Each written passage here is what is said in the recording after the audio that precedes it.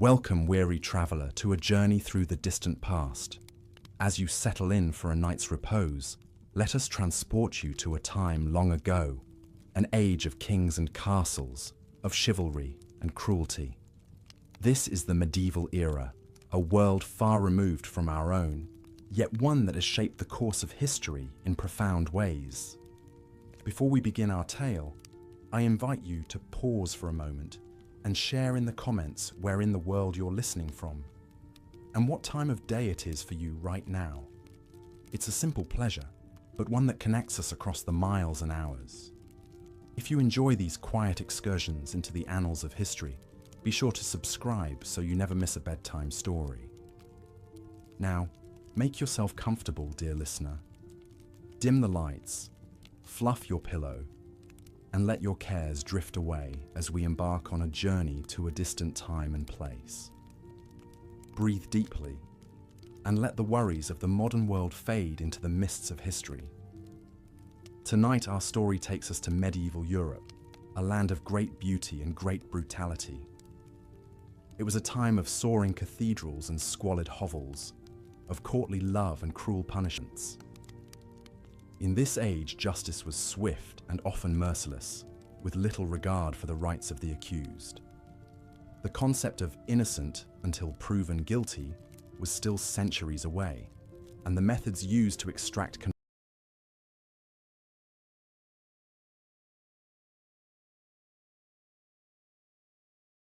confessions were grim indeed. But before we delve into the darker chapters of medieval history, let us first set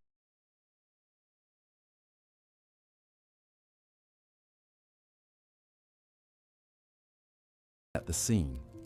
Imagine a world lit only by fire, where the flickering glow of torches and candles casts long shadows on stone walls. A world where the clang of swords and the thunder of hoofbeats are everyday sounds, where life is cheap and death is always close at hand. In this world, the social order was rigidly defined, with the nobility at the top and the peasantry at the bottom. The church wielded immense power, both spiritual and temporal, and to defy its edicts was to risk not only earthly punishment, but eternal damnation. It was a world of absolutes, where right and wrong were starkly defined, and where the wages of sin were all too often paid in blood. Against this backdrop, the mechanisms of justice took on a particularly brutal cast. Prisons as we know them today did not exist.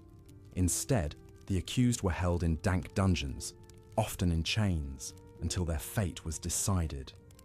Trials, when they occurred at all, were often little more than a formality, with the outcome predetermined by the whims of the powerful.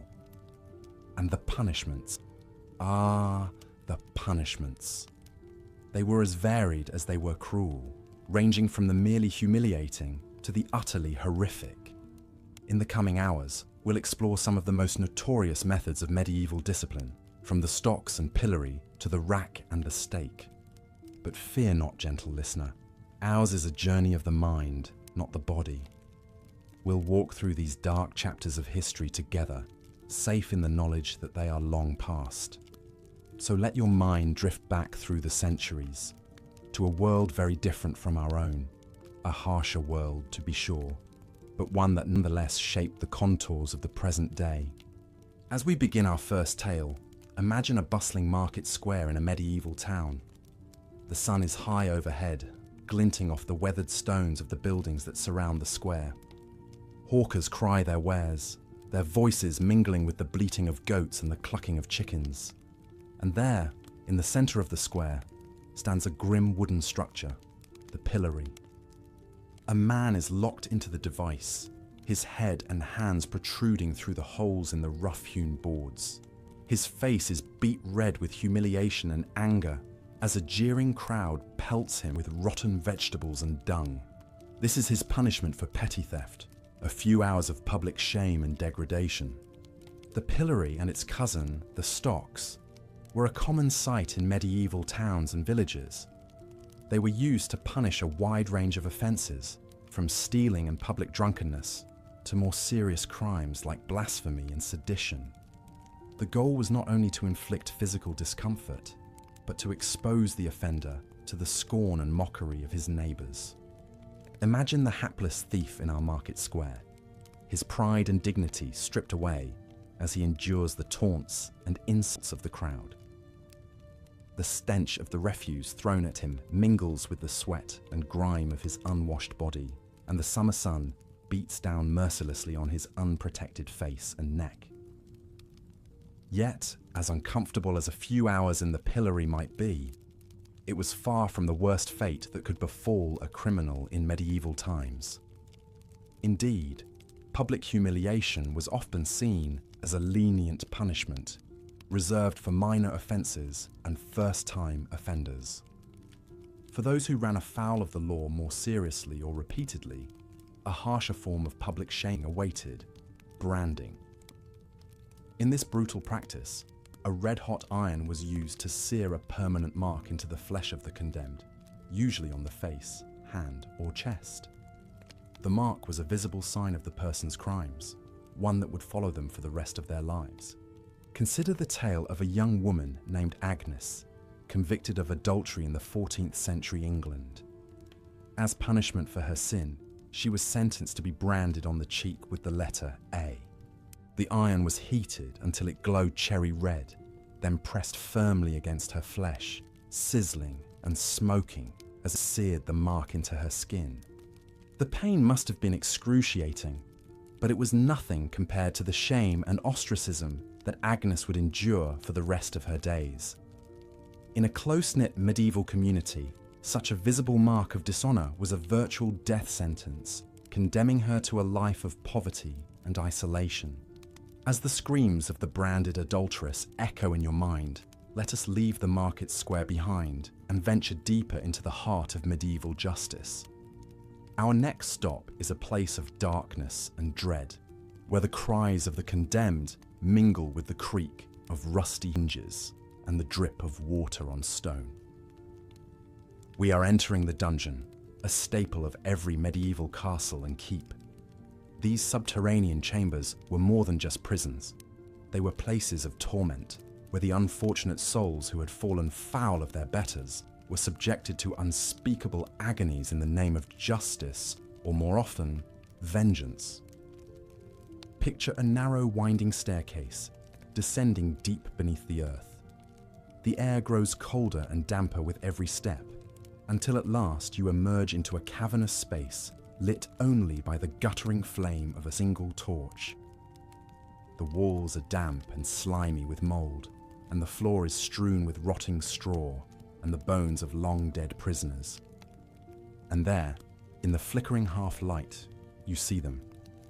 The instruments of torture, arrayed like a hellish orchestra waiting to play a symphony of pain.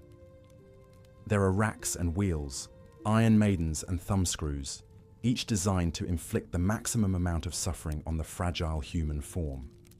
One of the most feared of these devices was the rack, a wooden frame equipped with rollers and ratchets that could stretch a person's body to the breaking point. Literally, the victim's wrists and ankles would be fastened to the rollers, and then the torturer would turn the handles, slowly and inexorably, pulling the limbs in opposite directions. Imagine the agony of feeling your joints pop and your muscles scream as your body is stretched beyond its limits. Imagine the sickening sound of tendons snapping and bones cracking under the relentless pressure. And imagine the chilling realization that your tormentors can keep going, ratcheting up the tension until your body is torn asunder. Such was the fate of countless unfortunate souls in the dungeons of medieval Europe. One such victim was a man named Thomas, arrested on suspicion of treason against his king. Thomas was a minor nobleman, accused of plotting to overthrow the monarch, a charge he vehemently denied.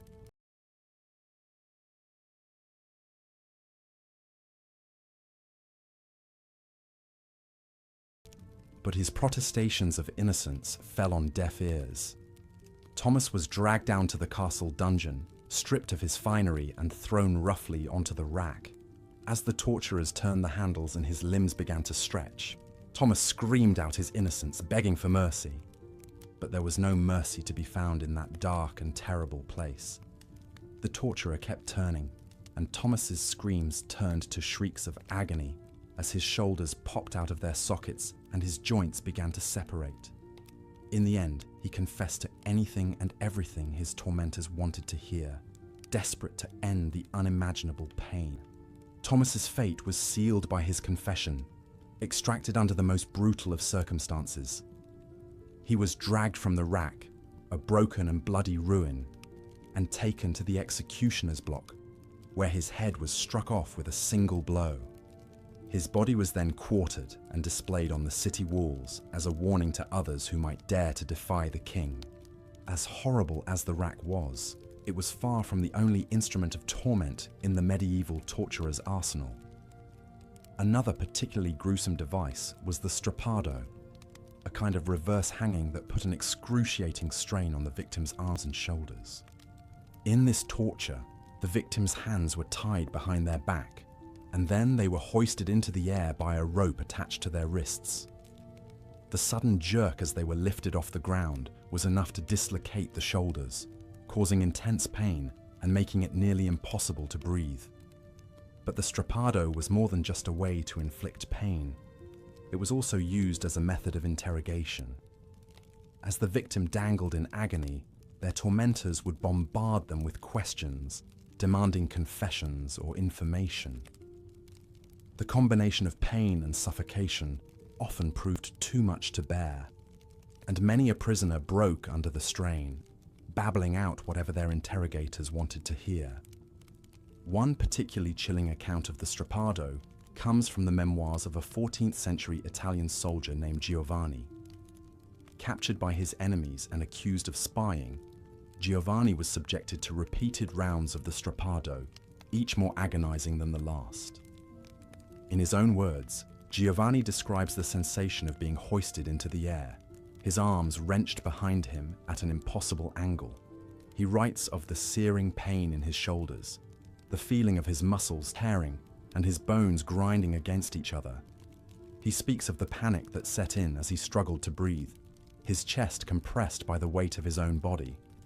Through it all, Giovanni's captors hurled questions at him, demanding to know the location of his army's camp and the plans of his commanding officers. And though he held out as long as he could, in the end, the pain was too much to bear. With a choking sob, Giovanni betrayed his comrades, telling his tormentors everything they wanted to know. For his treachery, Giovanni was spared the worst of the punishments that awaited captured spies. But the memory of his ordeal in the strappado haunted him for the rest of his days, a reminder of the depths of human cruelty and the fragility of the human will. As the night wears on and your eyelids begin to droop, let us turn from the grim spectre of torture to the final, irrevocable punishment, death. In the medieval world, executions were a common sight, meted out for crimes ranging from theft and heresy to treason and murder. One of the most common methods of execution was also one of the simplest: beheading. Reserved primarily for nobles and those of high rank, beheading was seen as a relatively quick and merciful way to die, especially compared to some of the more gruesome alternatives. But even beheading could be botched, as the tragic tale of Mary, Queen of Scots, attests. Condemned to death for plotting against her cousin, Queen Elizabeth I of England, Mary faced her fate with regal composure, even making a joke as she laid her head on the block. "I have never had such grooms before to make me unready," she quipped, referring to the men who had helped her remove her outer garments. But Mary's composure was shattered when the executioner's first blow missed her neck entirely, striking the back of her head instead. Stunned and bleeding, Mary nevertheless remained conscious as the executioner readied himself for a second blow. This time, the axe found its mark, but only partially, becoming lodged in the Queen's neck. It took a third blow to finally sever Mary's head from her body, ending her life in a grisly and ignominious fashion.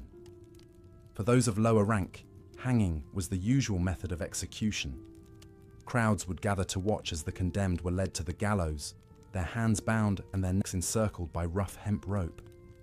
The executioner would place the noose around their neck, positioning the knot just so, and then, with a sharp tug, send them plummeting through the trapdoor to their death. In theory, a properly carried out hanging was supposed to result in a quick death by broken neck, but all too often, things did not go according to plan. Ropes could break, knots could slip, and instead of a swift end, the condemned would be left to strangle slowly, their bodies jerking and twitching in a grotesque dance of death. And then there were the truly horrific methods of execution, reserved for the worst of the worst, the heretics, the traitors, and the depraved. One such punishment was pressing, a slow and agonizing way to die that involved placing heavy stones on the victim's chest until they suffocated or their ribs collapsed. This was the fate of Margaret Clitheroe, a Catholic woman living in Elizabethan England, when practicing Catholicism was forbidden. Margaret was arrested for harboring Catholic priests in her home, a crime that carried the death penalty. But Margaret refused to plead guilty or not guilty to the charges, knowing that doing so would implicate her children and servants in her crime.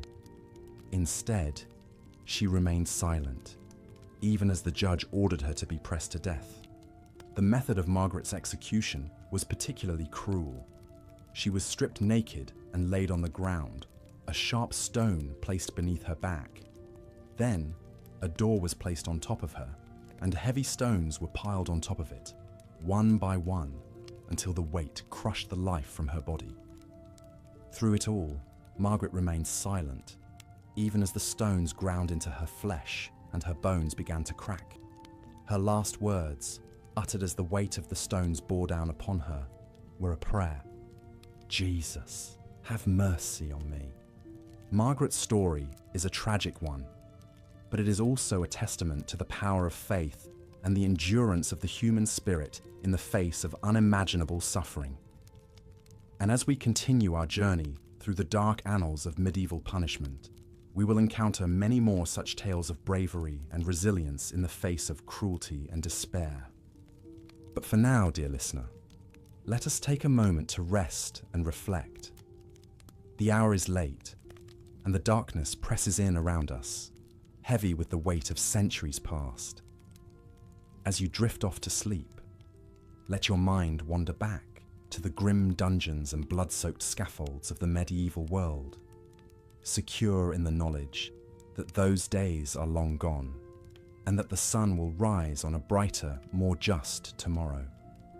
And when you wake, remember the tales we have told and the lessons they hold for us still. For though the world has changed much since the days of racks and iron maidens, the human capacity for cruelty and courage remains the same.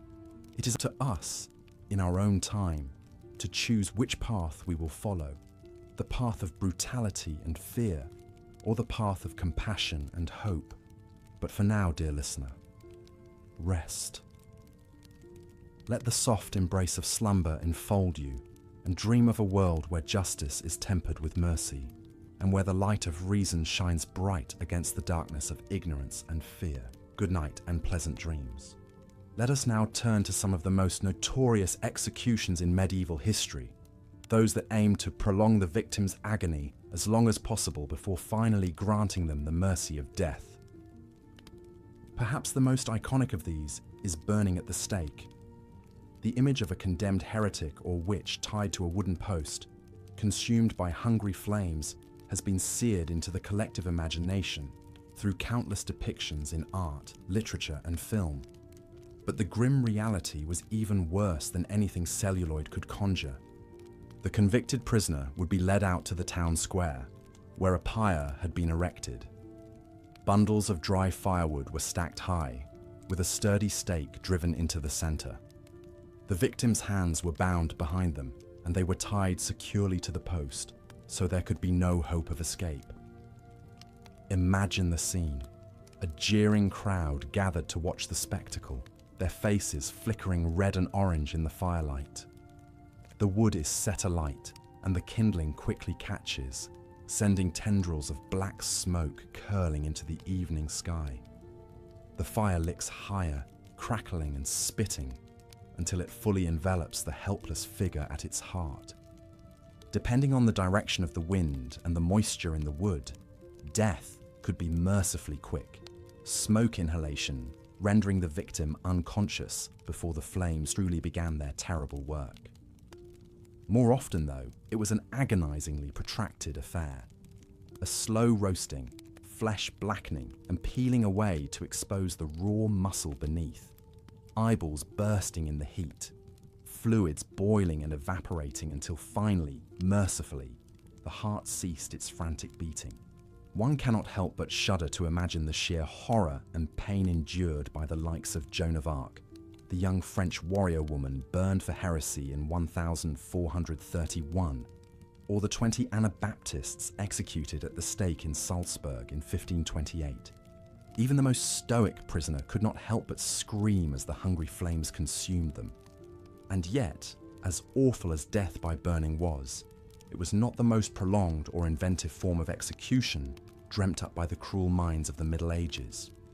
That dubious honour may well belong to the breaking wheel. A thick wagon wheel would be repurposed into an instrument of unimaginable brutality. The condemned would be spread-eagled on the ground, limbs extended, and the heavy wooden wheel placed on top of them. Then, the executioner would methodically smash the victim's arms, legs, shoulders, and hips with a massive iron hammer, shattering the bones into splinters. This was no swift, clinical breaking. Each shattered joint would be carefully avoided to ensure the prisoner remained conscious throughout their ordeal. The aim was to utterly pulverize the limbs while keeping the vital organs intact, prolonging the agony for as long as possible.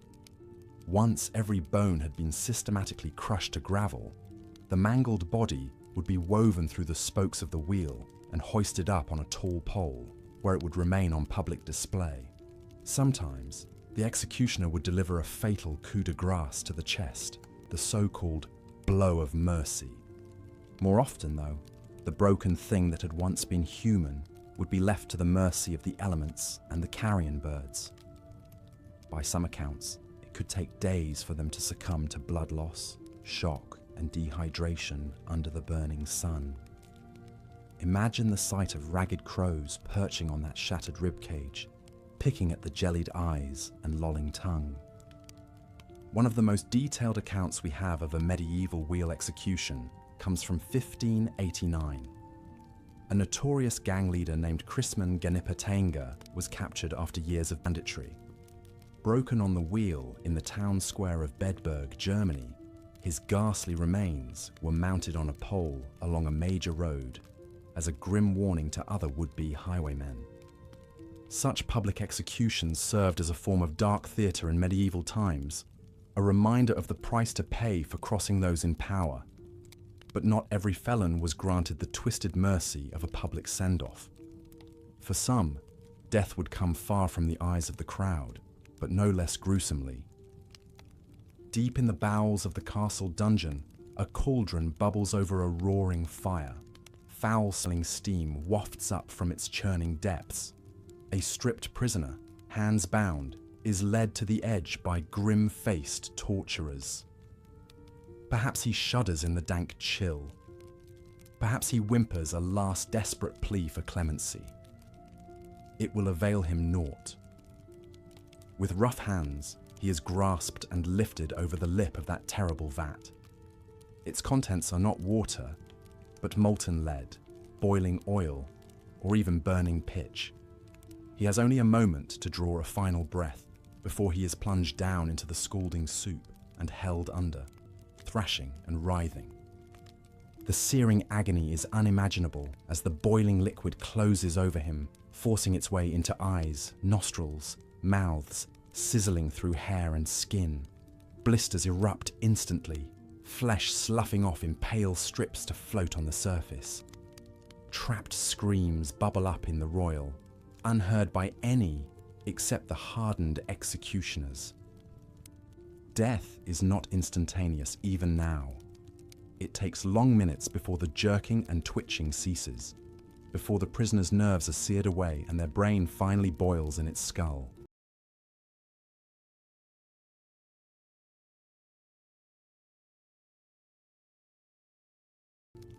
Only when the corpse is utterly still do the torturers draw it out with long metal hooks, unrecognizable, steam rising from the reddened ruin. While not as common as burning or breaking, boiling alive was a fate reserved for criminals, counterfeiters, and coin forgers in much of Europe. King Henry VIII introduced the practice to England in 1531, proclaiming it the penalty for murder by poison after a recent spate of suspicious aristocratic deaths. It is difficult to fathom the sheer depths of cruelty and sadism plumbed by the medieval mind in devising such punishments. But perhaps no method of execution quite exemplifies the dark ingenuity and ruthless brutality of the age as that inflicted upon the most hated and notorious traitors: hanging, drawing, and quartering. To our modern ears, it sounds almost absurd in its Baroque excess, an execution so elaborate and convoluted it defies belief. Yet this ritual butchery was enshrined in English law from the 13th century all the way up until 1867. The condemned man would first be tied to a hurdle or wooden frame and drawn by horse to the site of execution, usually a major crossroads or public square for maximum visibility. He was then hanged by the neck, but cut down and revived before the fatal asphyxiation could occur. Thus began an ordeal of such grotesque and unthinkable savagery, it is difficult to conceive of the minds that birthed it. The half-strangled traitor was stripped naked and splayed out before the bloodthirsty crowd. The executioner then took up a sharp blade and slit open his belly, reaching in to pull out yards of slippery intestine and steaming viscera. Contemporary accounts differ as to whether the entrails were then burned before the victim's fading eyes, or simply tossed into a waiting bucket. Some even claim the executioner was expected to take a bite of the prisoner's quivering heart, still hot from his breast. Though this may just be folk legend, the reality is scarcely less shocking. For even now, with guts unspooled in glistening ropes, the traitor still clung to the ragged edge of life.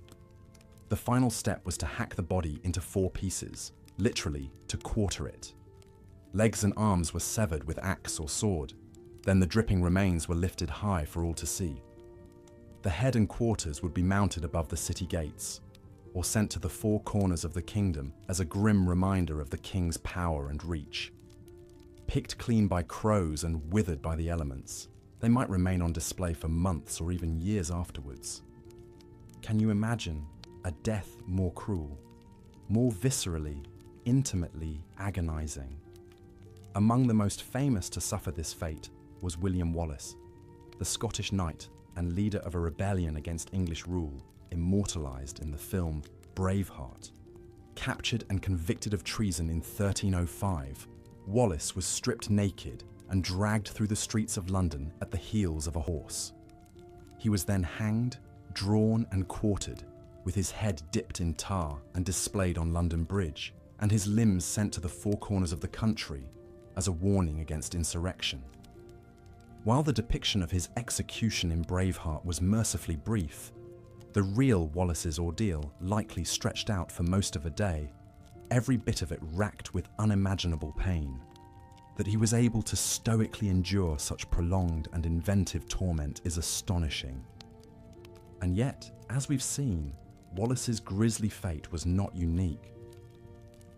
Throughout the medieval period, untold numbers suffered similar agonies, whether in town squares at the hand of kings or in lonely dungeons under fell lords.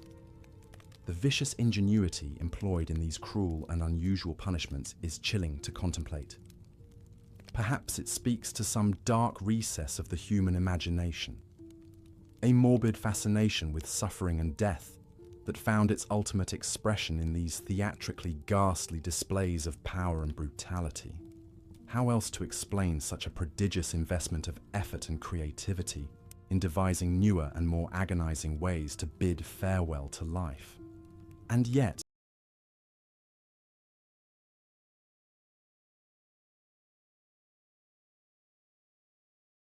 From our vantage point across the centuries, there is something almost comically absurd about the medieval approach to execution. As if in their zeal to inflict the ultimate penalty, they lost sight of the essential fact of mortality, that all lives, whether taken swiftly or sadistically, end the same. The headsman's axe and the torturer's pincers alike deliver their victims to the same dark door. No degree of agony can alter that fundamental truth. In a sense, those who died quickly and cleanly under the sword or at the end of a rope were fortunate. Their suffering was brief, their ultimate fate no different than those who perished on the wheel or in the flames. And so we come to the end of our grim accounting of medieval cruelty. These barbaric practices may seem remote to us now, artifacts of a darker age when life was cheaper and power expressed itself through spectacle and savagery.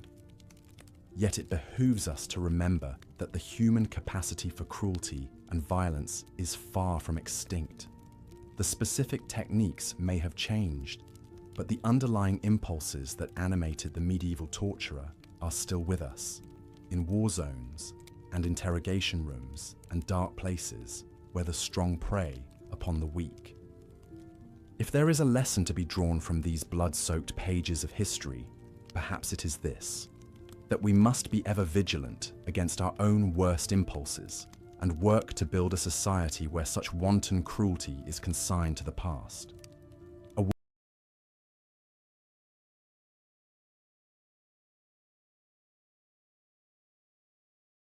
world where justice is tempered by mercy, and where we need not look over our shoulders in fear of the sword or the stake. It is a noble goal, if perhaps an elusive one. But as we drift off to sleep, let us dream of that better world and resolve to do our small part in making it a reality. Let the grim spectres of the breaking wheel and the boiling cauldron fade into the mists of history, and let us embrace a future where every life is cherished and none need live in fear of such horrors. For even the most hardened medieval executioner was once a child who dreamed of a gentler world. Perhaps, in honouring that innocent yearning, we can finally lay the ghosts of their victims to rest and build a society worthy of their memory. A society where cruelty is the exception, not the rule, and where justice is tempered by wisdom and compassion. It's a beautiful thought to fall asleep to, isn't it? That as we slumber, the world turns slowly towards the light. That with each generation, we move further from the shadow of the dungeon and the pyre, and closer to a world where every life is sacred. So let us bid goodnight to the spectres of history, secure in the knowledge that their suffering was not in vain. That by remembering their fates, we honour their lives and recommit ourselves to building a world where such horrors are but a fading nightmare, banished by the dawning of a brighter day. Sleep well, dear listener, and dream of a kinder, gentler world to come. As we've seen, the medieval period was an era of harsh justice and brutal punishments. Public humiliation, torture, and gruesome executions were all too common, striking fear into the hearts of would-be criminals and the general populace alike. One notorious method of execution that combined slow, agonizing death with public spectacle was being hanged, drawn, and quartered. This punishment was reserved for the most serious crime, high treason against the king. The appalling process began with the condemned being tied to a wooden hurdle and dragged by a horse to the place of execution, often over rough cobblestones that would leave them bruised and bloodied before they even reached the gallows. Once there, the victim would be hanged by the neck, but cut down while still alive. Then the real brutality began. The executioner would slice open their abdomen and cut out their entrails and genitals, tossing them into a fire. The crowd would watch in morbid fascination as the prisoners' organs burned and they slowly died from shock and blood loss. But it wasn't over yet. Finally, their body would be cut into quarters, chopped apart with an axe, The head and quarters would often be sent to various parts of the country to be displayed as a warning against treason. Few who suffered this atrocious fate are as famous as William Wallace, the Scottish rebel leader portrayed by Mel Gibson in the film Braveheart. Wallace was a thorn in the side of English rule, leading a resistance against their occupation of Scotland in the late 13th century. After waging guerrilla warfare for years, Wallace was finally captured and brought to London to face the wrath of King Edward I. Defiant to the end, Wallace refused to swear fealty to the English king and submit to his authority over Scotland. For this, he was condemned as a traitor to be hanged, drawn, and quartered. In August 1305, Wallace was dragged through the streets of London to the Elms at Smithfield. There, he was hanged but cut down while still breathing. As he lay dazed, his abdomen was sliced open and his entrails pulled out before his eyes. They were burned in a fire as Wallace supposedly uttered his last words: "I could not be a traitor to Edward, for I was never his subject." With his intestines smouldering, Wallace finally expired. His body was then hacked into 4 pieces. His preserved head was impaled on a spike and displayed at London Bridge, while his limbs were sent to Newcastle, Berwick, Stirling, and Perth as a warning to other Scots.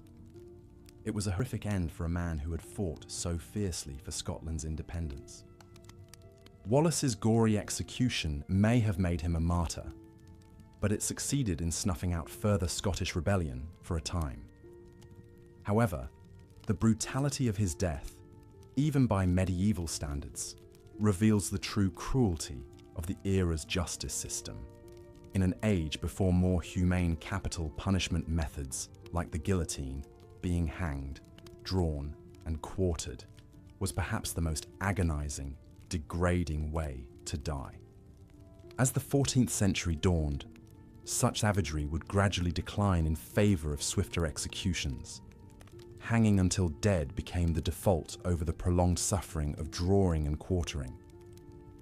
This shift reflected a subtle change in attitudes, a recognition that a speedy death was punishment enough without the need for additional torment and mutilation. Nevertheless,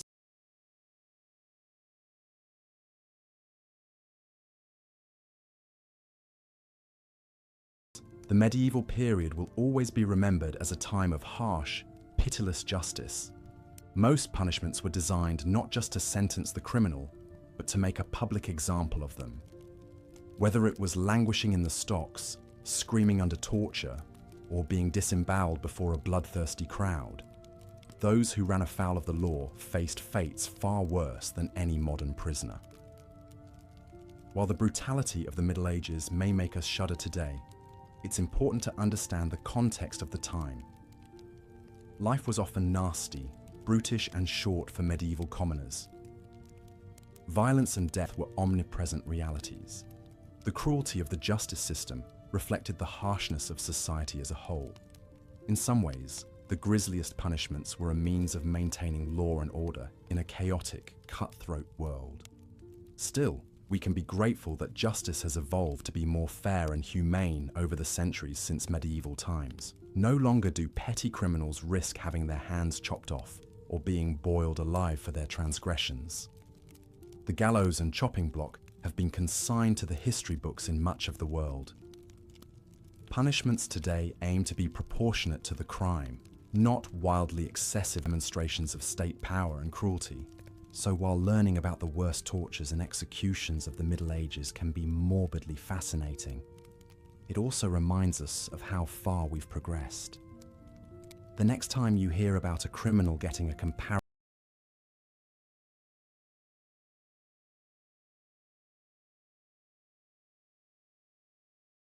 lenient sentence, remember that once upon a time, they might have been publicly eviscerated and torn limb from limb instead. Whatever other challenges the modern justice system faces, we can appreciate that it is a far cry from the merciless brutality of medieval times.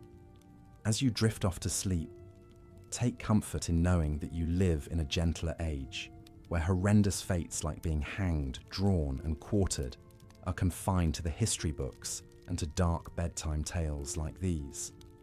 The ghastly spectres of the torturer and executioner have largely been laid to rest. We can all sleep a little sounder for it.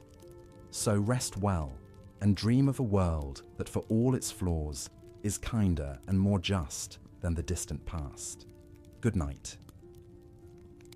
As the blazing flames consumed her, the young maiden's agonized shrieks pierced the night air. Smoke stung the eyes of onlookers as it billowed into the starry sky. Though Joan of Arc's end was horrific, her legacy would long outlive the charred embers of the pyre. In the centuries that followed, she would be heralded as a French heroine and ultimately canonized as a saint. Her indomitable spirit could never be extinguished. The breaking wheel was another gruesome means of execution, reserved for the most despised criminals. The condemned would be stretched out upon a large wagon wheel, limbs spread and tied along the spokes. With slow, methodical swings, the executioner would shatter the victim's bones with a heavy iron cudgel. The awful crunching of pulverized limbs and anguished wails rent the air.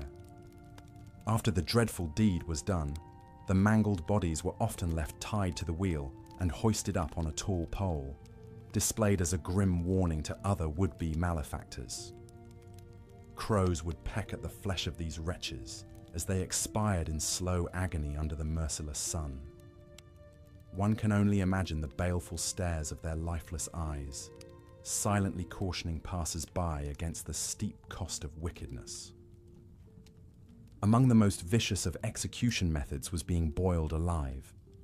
The accused, frequently coin forgers or poisoners, would be submerged in a great cauldron of scalding water, oil, or even molten lead in some cases. As one might expect, the shrieks of these ill-fated souls were said to be almost unbearable to witness. In 1542, Margaret Davy, a servant in England, met such a macabre demise. She was convicted of fatally poisoning a man named John Burrell, her master. For this treacherous act, the sentence was to be boiled to death at Smithfield. As she thrashed and howled in the bubbling vat, the ghastly scene must have seared itself into the memories of all who watched. Her blistered skin sloughed away in gruesome strips as the life ebbed mercifully from her broiled body. Arguably, the most atrocious and demeaning of all execution methods was hanging, drawing, and quartering. This unholy trinity of capital punishment was reserved for the high crime of treason against the crown. The process was essentially a prolonged ritual of butchery designed to inflict the maximum amount of suffering and shame. The accused traitor would first be hauled to the gallows by a hurdle or wooden panel, often upside down, as jeering crowds pelted them with rotten fruit and manure. A noose would then be tightened around their neck, but not so much as to mercifully break it. They'd be hoisted up to slowly strangle, but cut down before sweet death could claim them. What followed next was a veritable abattoir of horrors.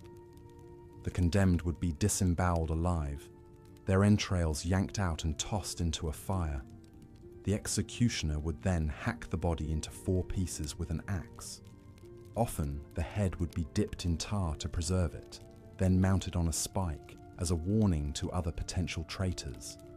The remaining severed quarters of flesh might be sent to the far corners of the kingdom as a grisly display of the sovereign's wrath.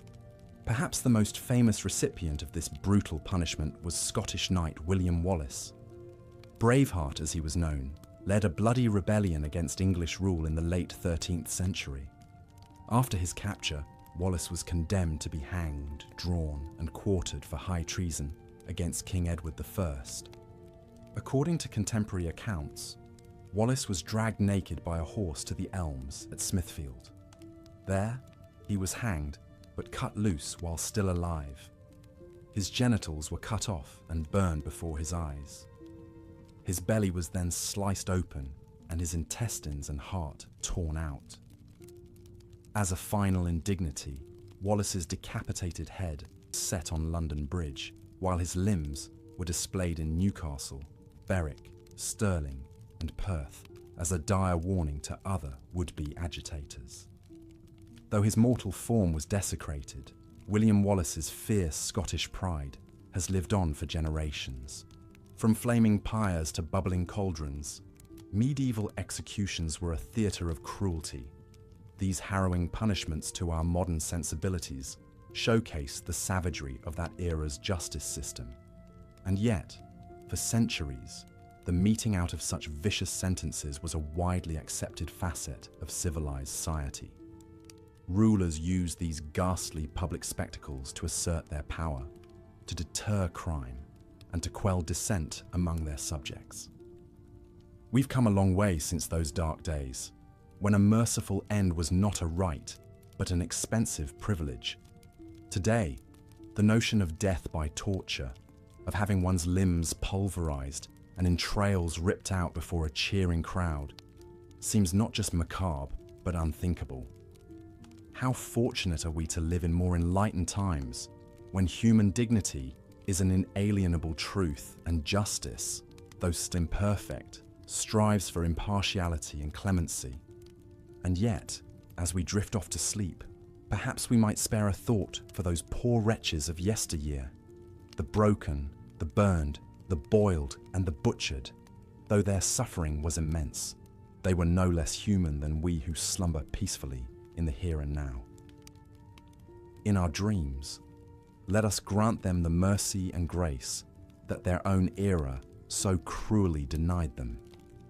Let us remember always the hard-won humanity we now cherish, and the barbarism we've blessedly left behind. Good night, dear listener, and may your dreams be gentle and just. For though the arc of history is long, it bends ever towards kindness and light. In that comforting thought, let us find our rest, sleep well, until the morrow comes. As the gruesome spectacle of William Wallace's execution fades into history, we turn now to consider the broader tapestry of medieval justice. These ghastly punishments, as horrific as they seem to modern sensibilities, were all too commonplace in an age when brutality was the norm and human life was often held in little regard.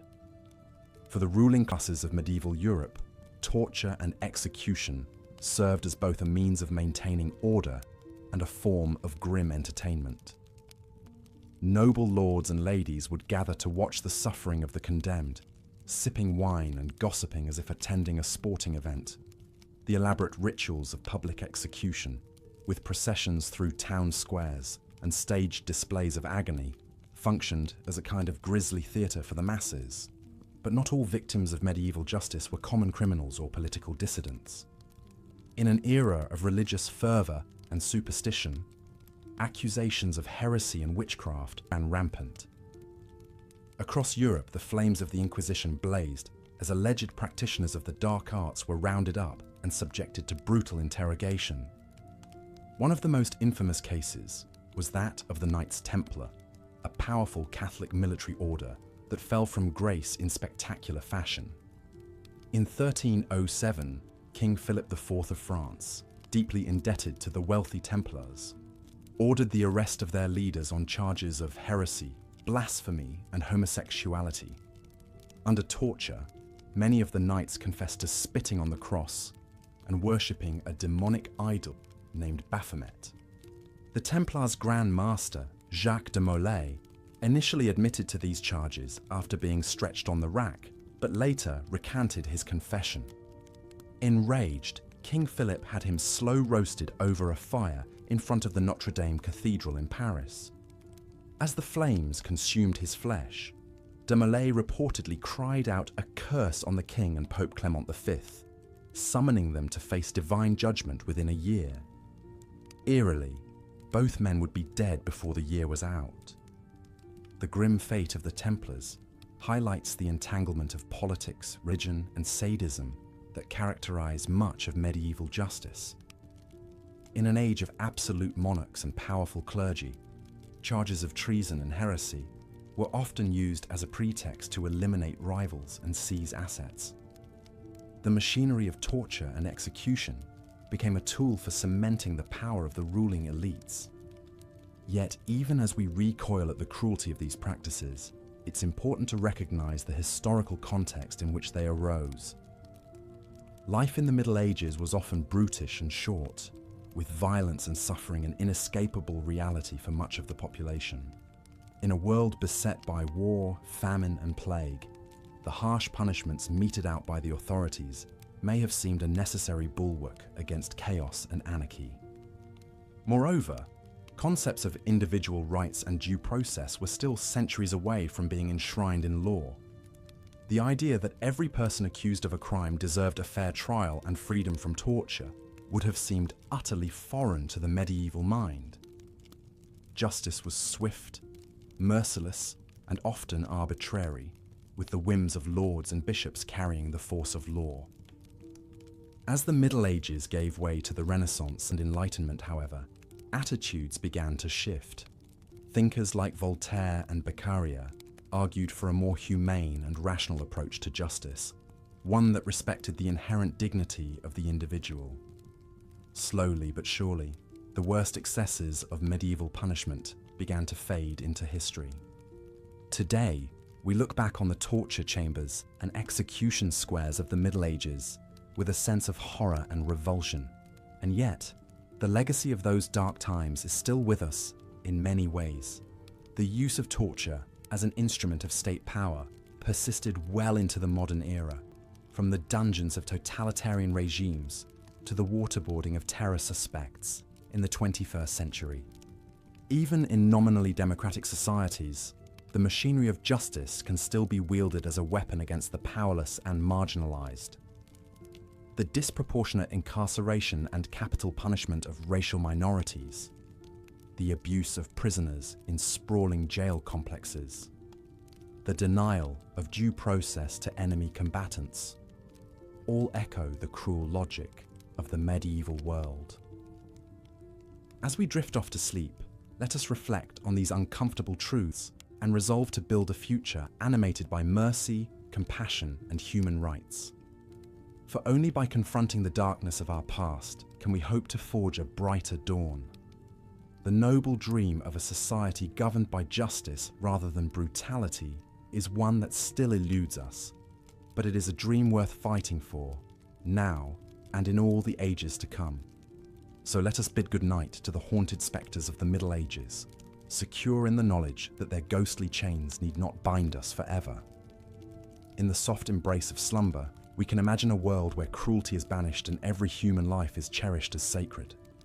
A world where the only confinement is the cozy confines of our bedchambers, and the only sentence is a long and restful night's repose. Sleep well, dear listener, and dream of better days to come. For though the arc of history is long, it bends ever towards justice, and the dawn will break anew each morning, washing away the blood and tears of yesteryear.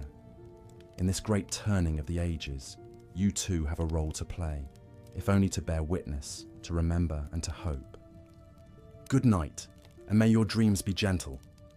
As we've seen, the breaking wheel was a particularly grim and gruesome medieval execution method reserved for the most hated criminals. The condemned would be tied spread-eagled to a large wooden wagon wheel, their limbs stretched out along the spokes. The executioner would then use a heavy iron hammer or bar to methodically smash the victim's bones, starting with the ankles and wrists and working inward. Each sickening crunch of splintering bone would be accompanied by the agonized screams of the condemned echoing through the town square. Shock and blood loss mercifully brought unconsciousness for some, while others endured the excruciating ordeal to the bitter end. With limbs shattered, the broken bodies were woven through the spokes of the wheel and hoisted up on a tall pole, left on grotesque display as a warning to other would-be criminals. One of the most famous cases of this macabre practice was the execution of Peter Stump in 1589. Stump was a German farmer accused of being a serial killer and werewolf who preyed on the villagers of Bedburg. Under torture, he confessed to murdering and cannibalizing 14 children, including his own son, as well as practicing black magic and cavorting with a succubus. His execution was as brutal as his alleged crimes. Flesh was torn from his body with red-hot pincers before he was strapped to a breaking wheel. Stump's limbs were systematically pulverized, but he remained conscious throughout, wailing in agony until an executioner finally beheaded him with a merciful stroke of the axe. His mangled corpse was burned at the stake, along with his daughter and mistress, who were deemed accomplices in his sorcery. While modern scholars question the legitimacy of Stump's confessions and the fairness of his trial, his ghastly fate upon the breaking wheel became an enduring part of werewolf lore and German folklore. His grisly demise stood as a vivid example of the cruel ingenuity of medieval executions. But even the breaking wheel paled in comparison to perhaps the most viscerally horrific execution method of the Middle Ages: boiling alive. The condemned was immersed in a large cauldron of water, oil, tar, or even molten lead, and slowly cooked to death over an open fire. The liquid would gradually scald and blister the skin, sloughing it from the flesh as the victim writhed and shrieked, the gruesome stench of boiling human fat filling the air. As with being burned at the stake, the torturous execution could drag on for an agonizingly long time, depending on the temperature of the liquid and how high above it the victim was suspended. Some perished quickly from shock, while others lingered in unspeakable suffering for up to 2 hours before finally succumbing. In England, boiling to death was a rare but recorded punishment for poisoners and counterfeiters from the 12th through 16th centuries. One of the earliest documented cases was from 1222, when a man was boiled alive for poisoning a well during the reign of King Henry III. A cook, convicted of poisoning the household of the Bishop of Rochester, met the same grisly fate by boiling in 1532. Perhaps the most infamous case was that of Richard Roos, the cook for the household of the Bishop of Rochester. In 1532, Roos was convicted of high treason for attempting to poison the bishop and his guests by adding a white powdery substance to a pot of porridge. Although his motive was unclear and the poison may have been accidental, one of the bishop's servants died and others fell violently ill. By the standards of the time, his crime of treasonous poisoning warranted extraordinary punishment. Rose was sentenced to be boiled to death without benefit of clergy. Chronicles describe how he was stripped naked, suspended by his waist with ropes over a scalding cauldron, and slowly lowered in. His agonized screams filled the air, skin sloughing off in gruesome sheets, until he finally expired in the bubbling stew of his own making. The public spectacle of Rose boiled alive was said to have drawn a large, ghoulishly enthusiastic crowd to Smithfield that day. But it also marked the last time a criminal was boiled to death in England. The cruel practice was abolished by King Henry VIII later that same year in 1532. Stewing in boiling liquid was a longer and arguably even more agonizing way to die than burning at the stake. The victim would linger in searing, blistering torment, skin peeling away, for up to 2 hours before finally succumbing to shock or their organs fatally rupturing. The psychological dread, knowing there was nothing to do but wait in anguish for the end, must have been equally unimaginable. So ended the brief but horrific era of boiling alive in England. While only a few unfortunates met this grisly fate, their suffering was said to be among the worst of the already barbaric standards of medieval execution. The terrifying spectre of the boiling cauldron joined the likes of the breaking wheel and the stake in the annals of history's most dreadful punishments. But perhaps the grimmest and most ignominious execution of all was saved for the worst crime a medieval citizen could commit: high treason against the crown. The disloyalty and betrayal of treason warranted a special kind of comeuppance, a soul-destroyingly brutal and humiliating death known as hanging, drawing, and quartering. The gory practice first arose in the 13th century England as a way to literally and figuratively unmake a traitor. The public spectacle began with the accused being tied to a wooden hurdle and drawn through the streets by a horse to the place of execution, usually a central square. Jeering crowds would throw rotten vegetables and stones at the condemned, adding shame to their torment. Once at the scaffold, the prisoner would be hanged by the neck, but cut down before death, merely to induce strangulation and near unconsciousness. Then the real cruelty began. Executioners would slice open the victim's abdomen and cut out his intestines and genitals, tossing them into a fire. The agony of disemboweling would shock many back to consciousness to witness their own innards burning. Finally, the head was chopped off and the body hacked into 4 pieces, dividing the traitorous person as they had sought to divide the kingdom. The severed head would be dipped in tar and displayed on London Bridge or another prominent gate, a gruesome reminder of the king's wrath, while the quartered body parts were sent to the far corners of the realm as a similar warning to others. Hundreds of victims of England's medieval political intrigues suffered hanging, drawing, and quartering, though perhaps none as famously as the Scottish knight William Wallace in 1305. Wallace was a leader of the Scottish resistance against English occupation, popularised by the film Braveheart. Captured after a fierce fight, he was condemned to a traitor's execution in London. After being dragged behind horses to the gallows, Wallace was hanged by the neck, but cut down while still alive. Accounts vary on the exact order of mutilations that followed. Some say he was castrated, then disemboweled, then beheaded. Others report his stomach was sliced open first, so he could watch his own entrails burn before his genitals were cut off, and his heart was ripped out. Regardless, all agree it was obscenely gory and brutal, even by the cruel standards of the time. What remained of Wallace's corpse was then hacked into pieces. His tarred head was set on London Bridge, while his limbs were displayed in Newcastle, Berwick, Stirling, and Perth as a warning to other Scots who would oppose English rule. The drawing and quartering of William Wallace stood as a high-profile example of the political barbarism of the medieval era, when the state sought not only to execute traitors, but to destroy them utterly through humiliation, mutilation, and dispersal. Many others met the same grisly fate over the centuries, though perhaps none as famously. While hanging, drawing, and quartering was nominally abolished in England in 1870, it had largely fallen out of practice long before then, with the last sentence being carried out in 1782. The condemned man was allowed to hang until dead before being posthumously cut down and beheaded, a small mercy. By the 19th century, such political violence came to be seen as distasteful and uncivilized, with the state apparatus of justice evolving to favor swifter, simpler, less grotesque forms of capital punishment. Thus concluded the long and grim history of England's worst execution method, hanging, drawing, and quartering.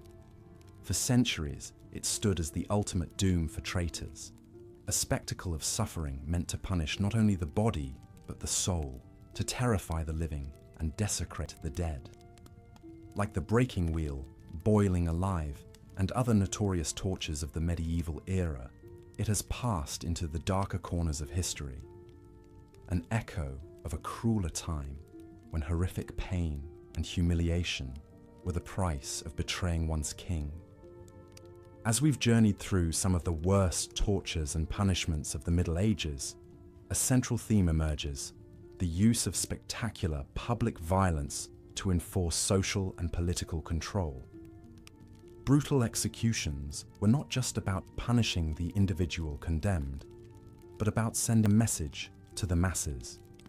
Gruesome displays of the consequences of crime aimed to shock and scare people into obedience to the state, church, and monarch. But the extreme cruelty also reflected the precariousness of those medieval power structures.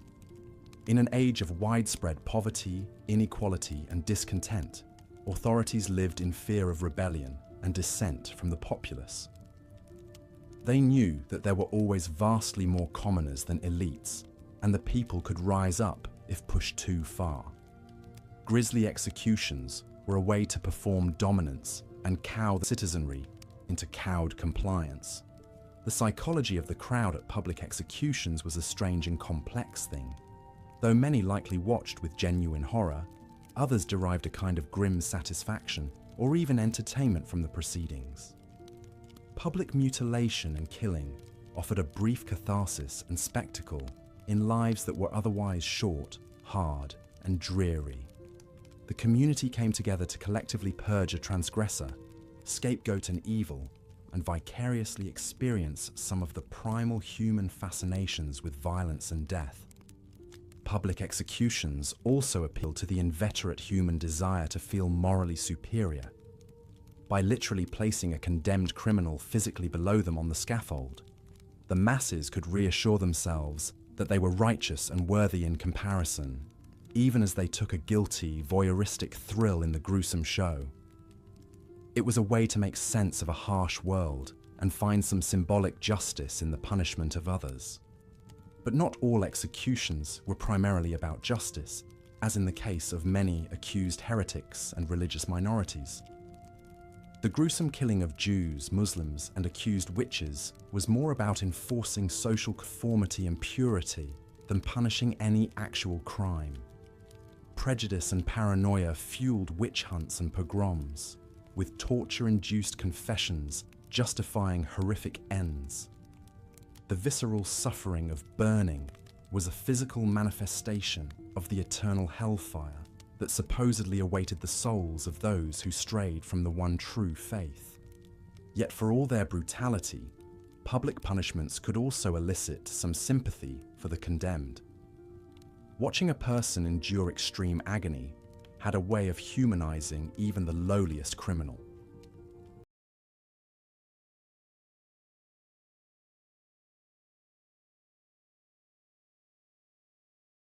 Some particularly prolonged executions, like the botched burning of a penitent woman, or the stoic resignation of a beloved community healer accused of witchcraft, could prompt a disturbing mix of grim satisfaction and uneasy pity in observers. It was this unsettling sense of complicity and shame that gradually eroded public appetite for the worst medieval execution methods. The Enlightenment brought new ideas about the state's right to torture and kill citizens. Reformers argued that if the people were the ultimate source of the government's authority, the justice system should reflect the people's evolving sense of decency and humanity. It came to be seen as hypocritical for the state to punish murder with even grosser, premeditated murder. Ritual mutilation and execution moved behind the walls of prisons, becoming more sanitized and bureaucratized. The public spectacle shifted from the criminal's destroyed body to the solemn dignity of the legal process itself. Modern executions like lethal injection minimize physical suffering and disorder, hiding the messier biological realities of death.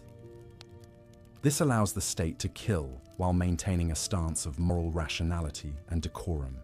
There is a cold, clinical detachment to modern capital punishment that stands in contrast to the visceral gore and clamor of the medieval gallows and scaffold.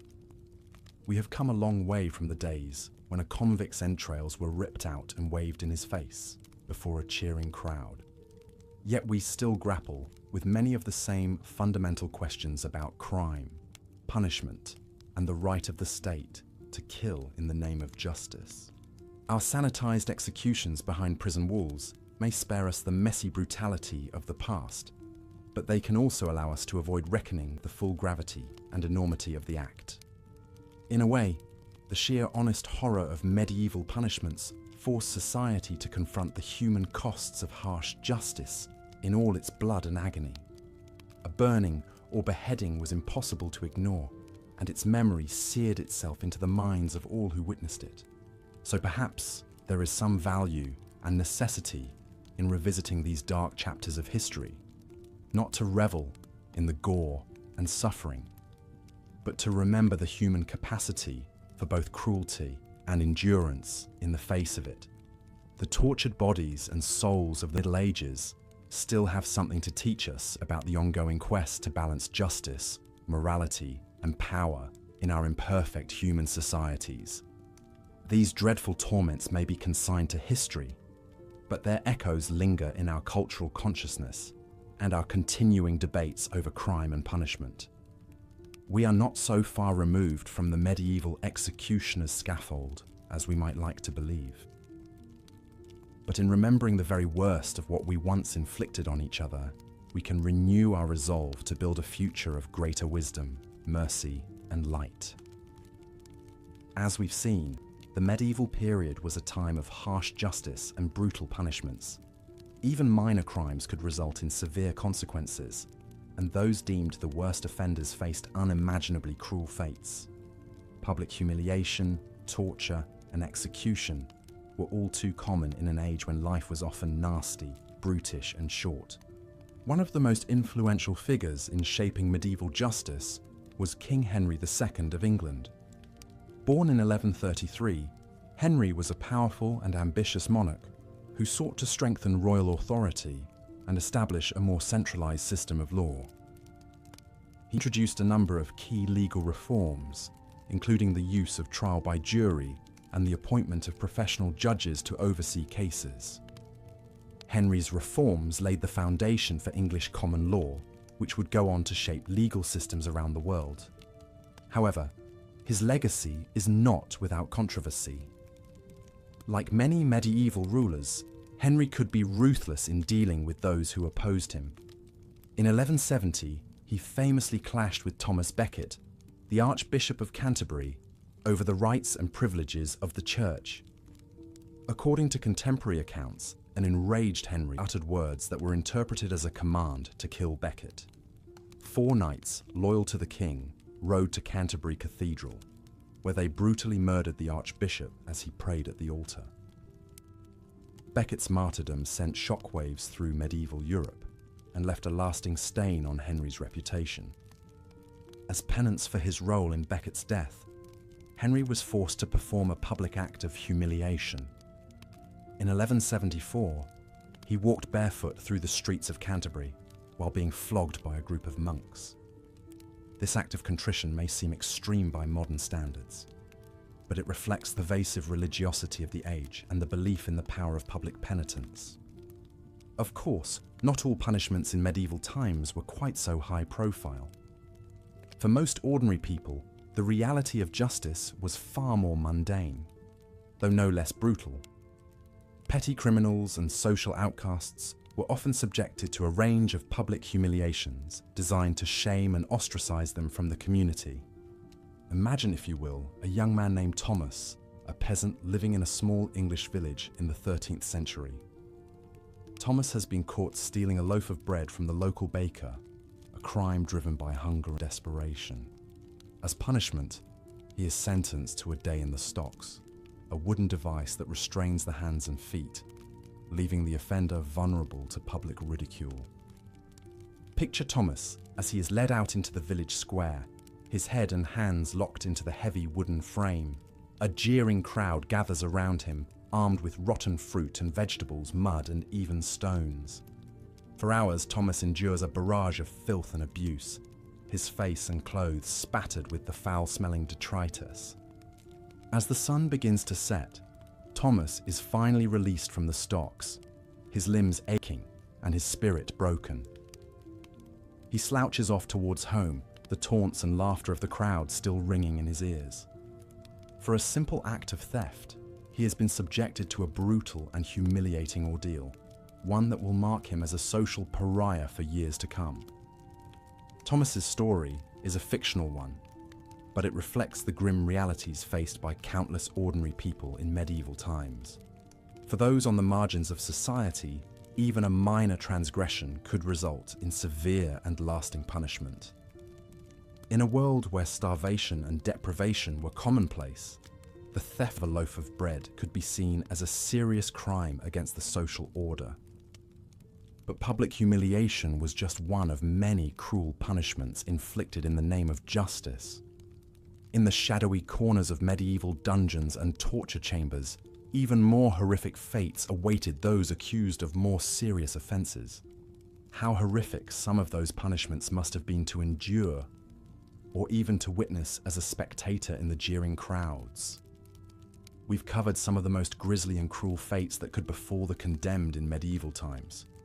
From the agonizing hours of being broken on the wheel, to the terrifying walk to meet the headsman's axe or burning pyre. But as brutal as these high-profile execution methods were, we shouldn't overlook the prolonged suffering inflicted by more minor punishments as well. Devices like the stocks and pillories may not have killed their occupants, but they subjected them to deep shame and disgrace, a punishment that could linger long after the rotten vegetables were washed off. Imagine for a moment the life of a petty thief in a medieval town, caught stealing a loaf of bread to feed his starving family. He's dragged before the local magistrate and sentenced to a day in the stocks. As the rough wooden planks close around his wrists and ankles, he's utterly helpless, unable to hide his face or flee from the angry mob that soon surrounds him. For hours, he endures a hail of insults, rotten food, and even rocks and waste hurled by the pent-up citizens, unleashing their disdain. The putrid stench of spoiled produce mingles with his own sweat, tears, and filth. Though his body may leave the stocks after a day, the shame and humiliation brand him more permanently than even marks of a hot iron. He'll carry this disgrace like a scarlet letter.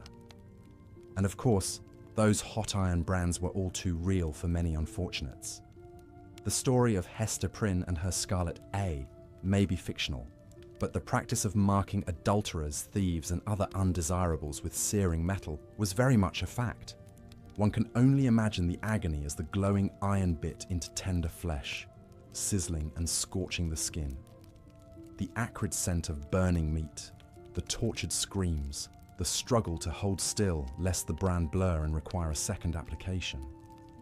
And after physical pain receded to a dull, persistent throb, the victim would still be left with an unmistakable badge of ignominy. How excruciating to go through life with your worst mistake or lowest moment literally burned into your skin for all to see and judge. In a time when one's honor and reputation meant everything, a brand was almost a fate worse than death. Speaking of fates worse than death, the mere mention of medieval torture chambers is enough to send a shiver down one's spine. The stuff of nightmares and modern horror movies, these dank, shadowy dungeons, were all too real for the poor souls unfortunate enough to find themselves imprisoned there. The squalid stone walls, damp with mold and moss, would echo with the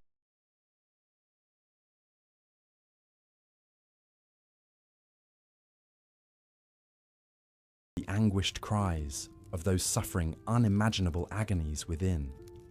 Rusting iron cages suspended from the ceiling, ominous wooden racks with leather straps to stretch out limbs, even iron maidens lined with vicious spikes.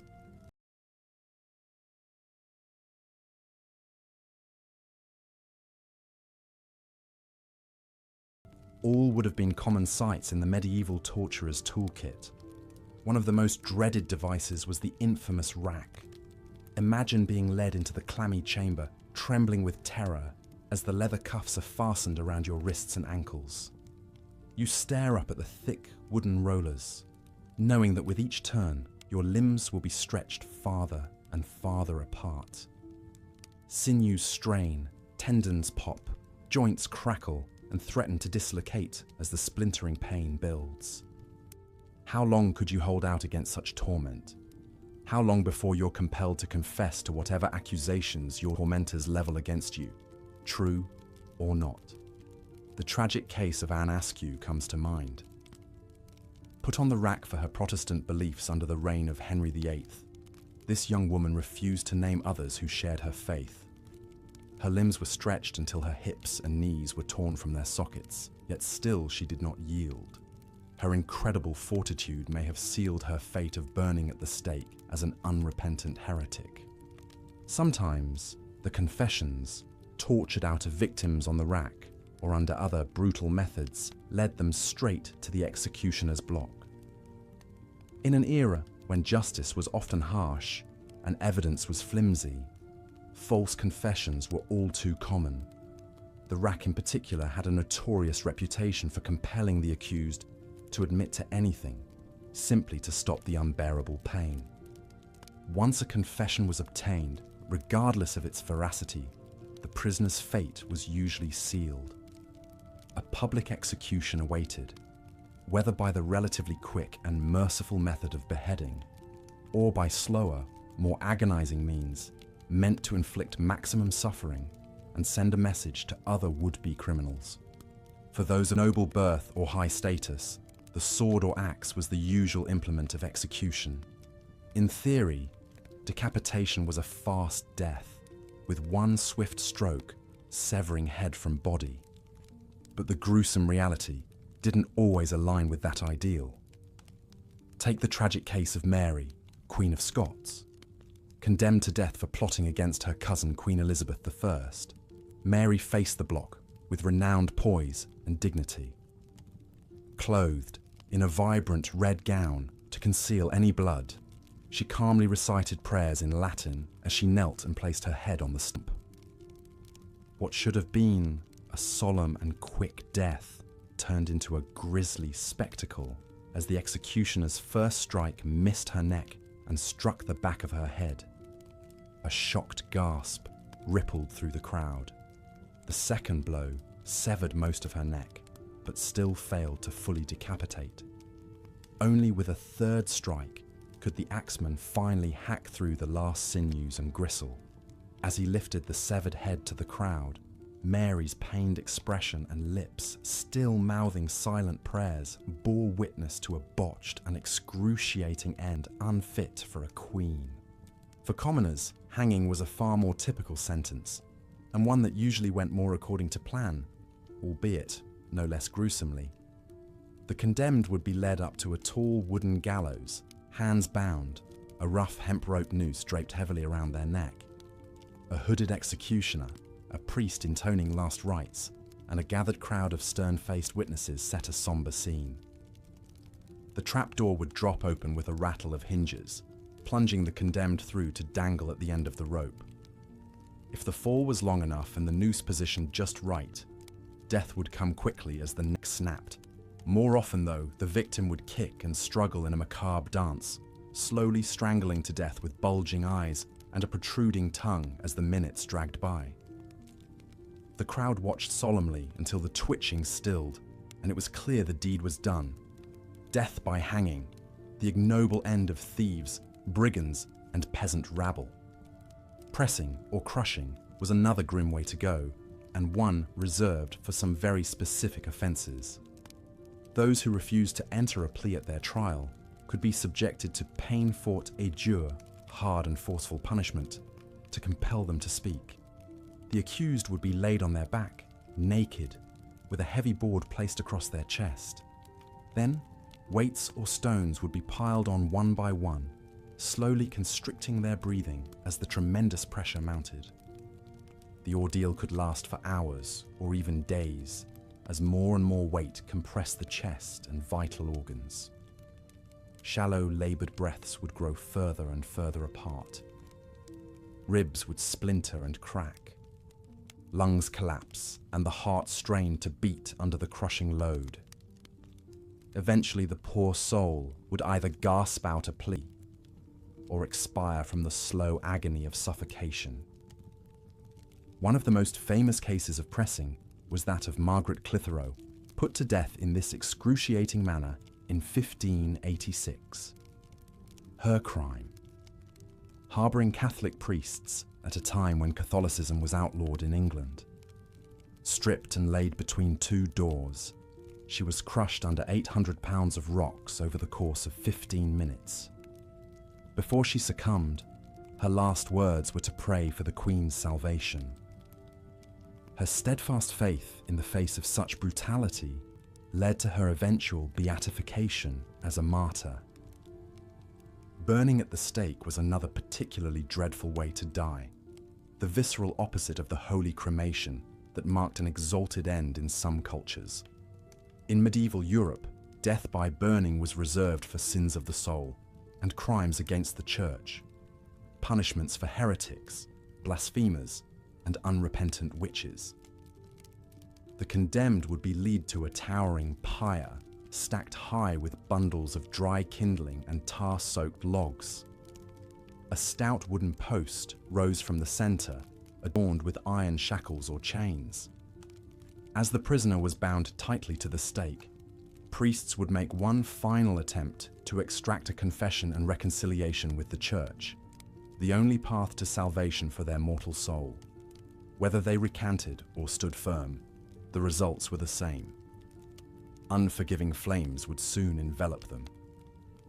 Imagine the tremendous heat from the roaring blaze lapping at your skin, scorching your feet, making each breath sear your lungs. Cinders and sparks sting your eyes as stinging, acrid smoke clogs your nostrils. As tongues of fire lick higher, they blister and blacken the skin, rupturing and peeling it away in gory flaps and strips. One can only pray that the caustic smoke suffocates and kills before the flames fully engulf the body.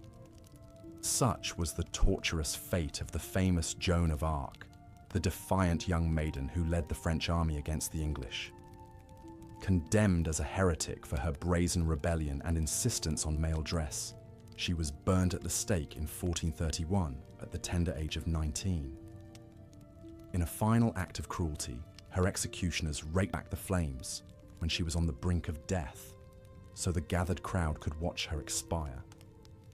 Her anguished cries of "Jesus" echoed in the square, long after the pyre collapsed to ash and embers. The rare punishment of boiling alive was every bit as shuddersome as burning, and then some. In a few gruesome cases in England, prisoners who committed acts of treason, murder, or even coin counterfeiting could be condemned to death by boiling in water or oil. One of the most notorious instances was that of Richard Roos, the cook of an English bishop convicted of poisoning his master and several other unfortunate diners.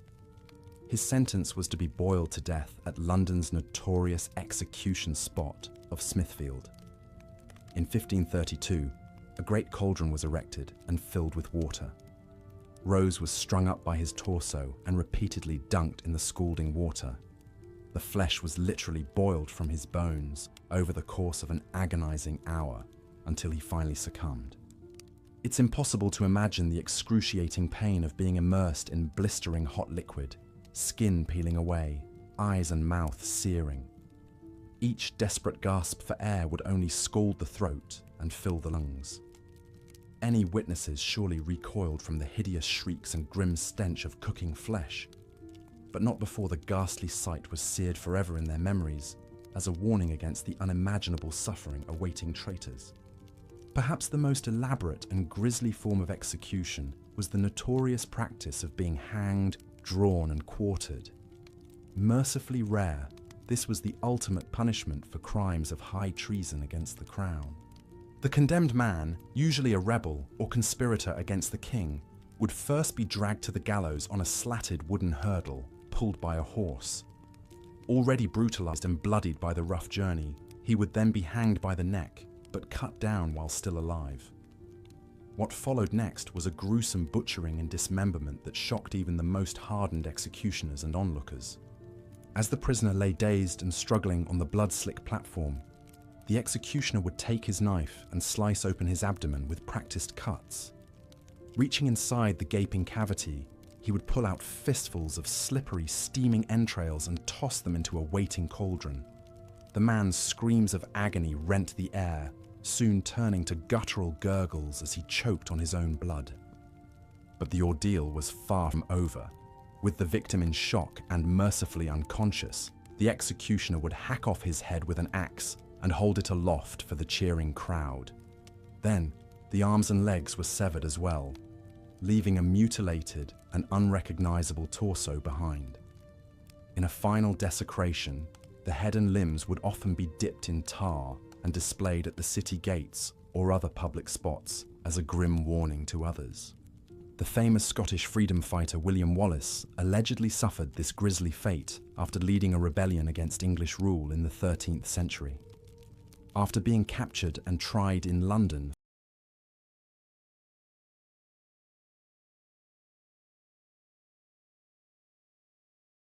for high treason, Wallace was hanged until nearly dead, then cut down and disemboweled while still conscious.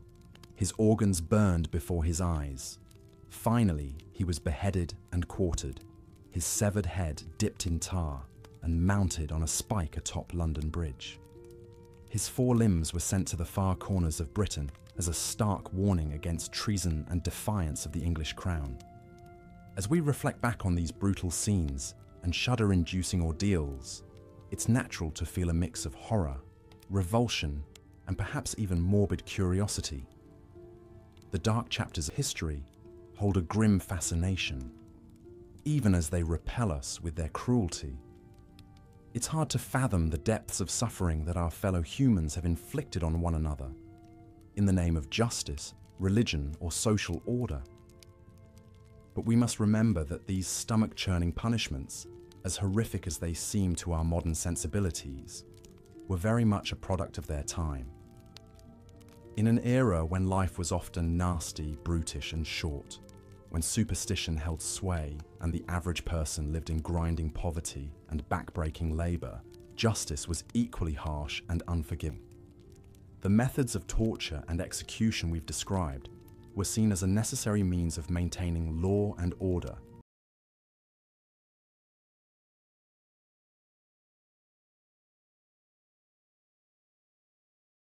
of deterring crime and punishing those who dared to transgress against God or king. They were a visceral reminder of the immense power wielded by the state and the church, and the terrible consequences of defying that power. It's also worth noting that many of these gruesome practices persisted well beyond the medieval era. While the Middle Ages are often portrayed as a particularly barbaric and backwards time, the truth is that torture, mutilation, and grisly executions continued into the early modern period of the 1500s to 1800s. The rack, for instance, was still in use during the Tudor era in England, employed to extract confessions from religious and political prisoners. Burning at the stake reached a peak during the Protestant Reformation, when both Catholic and Protestant authorities used it to punish heretics on both sides. And hanging, drawing, and quartering remained on the books as a punishment for treason in England until the early 1800s, although it was used more sparingly by then. So as much as we might like to relegate these horrors to a distant, unenlightened past, the fact is that they were very much a part of the fabric of European society for centuries. Only gradually, with the spread of Enlightenment ideals of reason, justice, and human rights in the 1700s and 1800s, did these grim rituals of death and suffering begin to fade into history.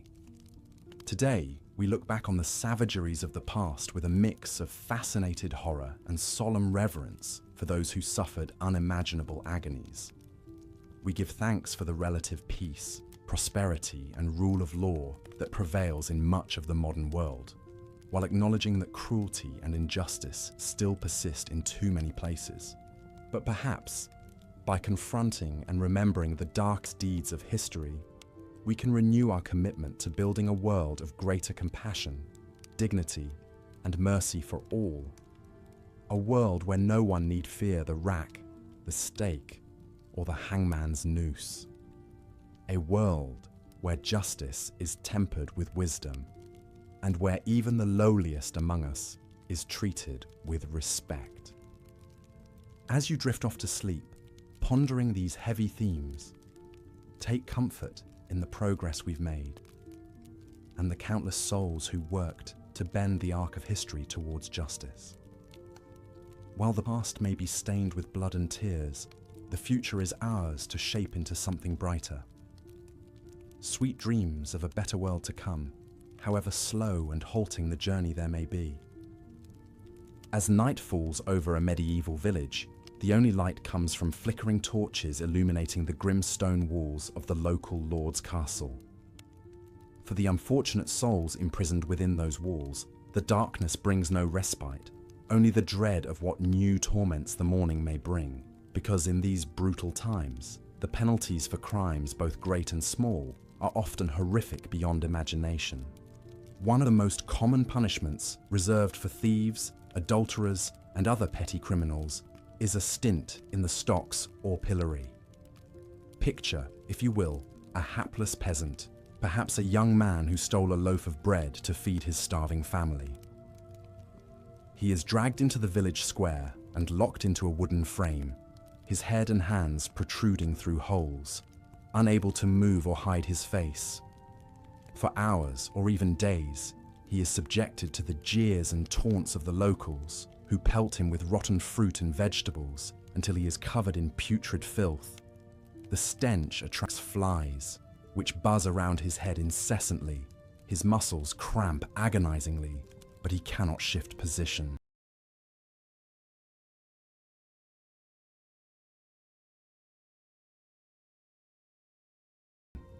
It is a slow, humiliating torture.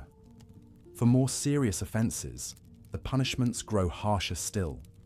Thieves may be subjected to branding, their flesh seared with a red-hot iron bearing the letter T as a permanent mark of their crimes. Imagine the acrid scent of burning skin, the screams of agony as the iron is pressed into the cheek or forehead, leaving a ravaged, blistered wheal. The pain is excruciating, but the shame is in some ways worse. From that day forward, the marked criminal is shunned by all, unable to find work or lodging, forever an outcast. One such branded thief was a woman named Alice Reeves in the 14th century London. Desperate to provide for her 3 young children after her husband died,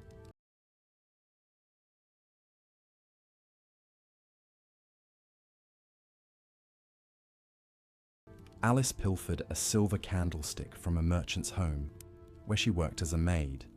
She was caught trying to pawn the item.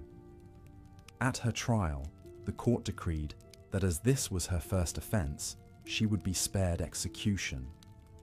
Instead, she would be branded on the cheek and released.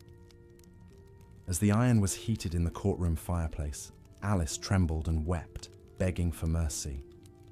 Her pleas fell on deaf ears. The bailiff seized her head and pressed the searing metal against her face as she screamed. The stench of burnt flesh filled the chamber. When the iron was removed, it took some of her skin with it, leaving the T burned into her cheekbone. Alice was cast out onto the street, crying in pain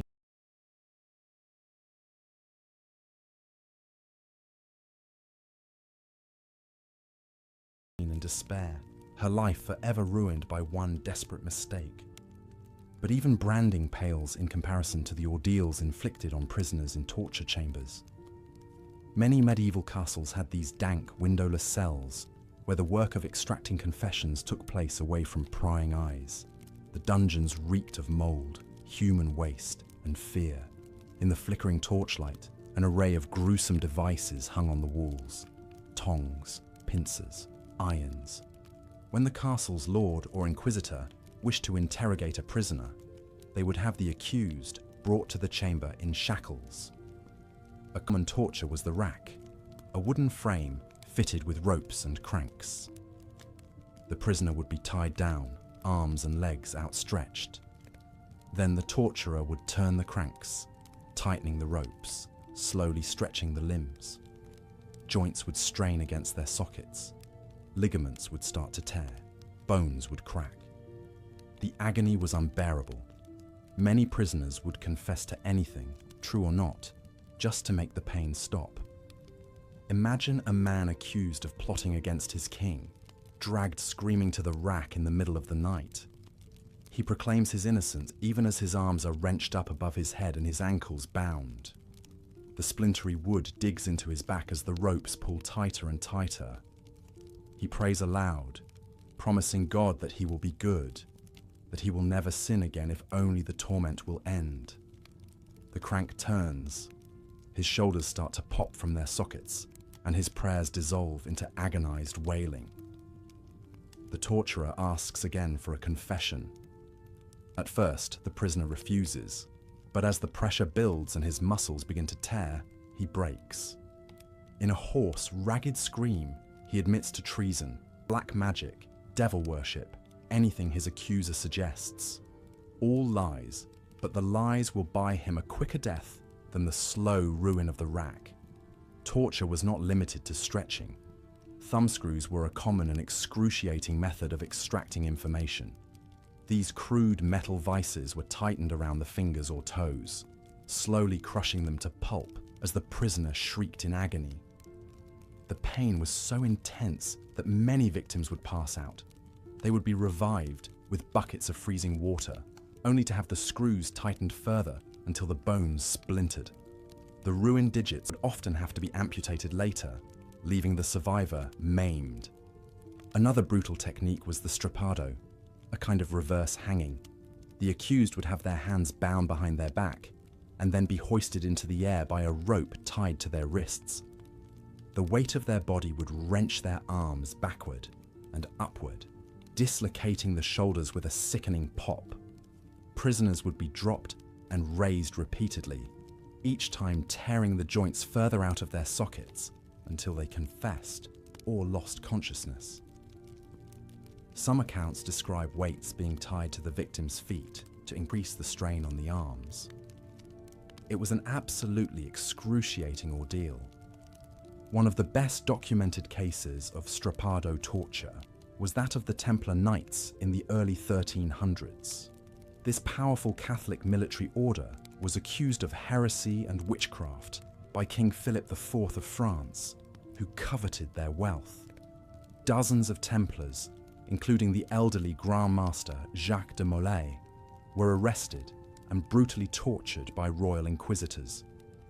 Many of the knights were subjected to the strappado over and over, their shoulders wrenched out of place until they signed false confessions. Some had their feet held over flames to increase their agony. Under such duress, it's no wonder these battle-hardened warriors broke and admitted to all manner of blasphemy and depravity. In the end, de Molay and many of his men were burned at the stake based on confessions extracted through torture. It was a grim end to a once noble order. As horrific as torture was, at least its victims usually survived, if maimed and traumatized. Those condemned to execution faced an even more nightmarish fate. One of the milder execution methods was beheading. It was considered a quick, merciful death, and was thus often reserved for nobles and royalty. In reality, beheading was still a gory, agonizing ordeal. Contrary to popular belief, the severed head does not die instantly. Experts believe it may retain consciousness for up to 10 seconds based on studies of other guillotined animals. Most medieval beheadings were performed with an axe or sword, not a single-stroke guillotine. This made the process even more prolonged and painful. It could take multiple blows to fully decapitate the condemned, especially if the executioner was inexperienced, hesitant, or simply inept. One of the most famously botched beheadings was that of Mary, Queen of Scots, in 1587. After a lifetime of controversy, conspiracy, and imprisonment, Mary was condemned to death for plotting to assassinate her cousin, Queen Elizabeth of England. On the fateful morning, Mary mounted the scaffold draped in black, clutching a prayer book. After a final prayer, she gracefully knelt and placed her head on the block, her grey hair tucked into a coif. The axeman took his position and raised his blade, but his first blow missed Mary's slender neck and struck the back of her head, shattering her skull. She let out a groan, her body twitching. It took 2 more hacking blows to finally sever her head, the blood spurting in vivid crimson jets over the wooden platform. As the executioner lifted the detached head by the hair to show the crowd, he famously proclaimed, "God save the Queen," in reference to Elizabeth. But to his horror, he was left grasping only Mary's wig. Her head tumbled to the ground and rolled, coming to rest face up, the lips still moving in silent prayer. It was a gruesome end for the once lovely Scottish Queen. Hanging was an even more common form of capital punishment, especially for commoners. The traditional short drop method did not break the neck. Rather, it strangled the condemned to death slowly, often taking many agonizing minutes of kicking and writhing at rope's end. Witnesses described the faces of the hanged turning mottled shades of purple and black, their eyes bulging hideously, their tongues protruding. Some would foam at the mouth, their bowels and bladders loosening to soil their clothes. It was a horrible, ignominious way to die. Public hangings were a popular spectacle, drawing huge crowds. Imagine the scene: a warm summer morning, the sun glinting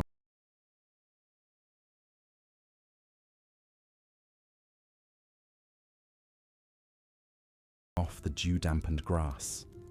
The gallows stands stark against a clear blue sky, the ever-present ravens squawking and circling. A hush falls over the gathered throng as the condemned is led out, hands bound, a rough hemp noose draped around their neck. A local official drones out the charges: murder, rape, treason. The hangman pulls a rough cloth hood over the accused's face. There's a tense pause, then with a snap of the lever, the trapdoor opens. The hooded figure plummets, pulled up short with a sickening crack as the rope goes taut. Their legs jerk and twitch spasmodically, the only sound the creaking of the beam and the flap of bird wings. Slowly, slowly, the kicking weakens, then stops. The body hangs limp, swaying gently in the morning breeze, a gruesome warning to all who would transgress the law. While beheading and hanging were relatively quick, some capital punishments were specifically designed to prolong the agony. Pressing, for instance, involved placing increasingly heavy stones on the chest of the condemned until they either confessed or were crushed to death. The stones would be added gradually, the weight growing from uncomfortable to painful to unbearable. It could take hours or even days for the accused to succumb, their ribs slowly cracking, the breath squeezed from their body ounce by torturous ounce. It was a truly hellish way to die. One of the most famous victims of pressing was a woman named Margaret Clitheroe in 1586. Margaret was a devout Catholic convert at a time when Catholicism was outlawed in England.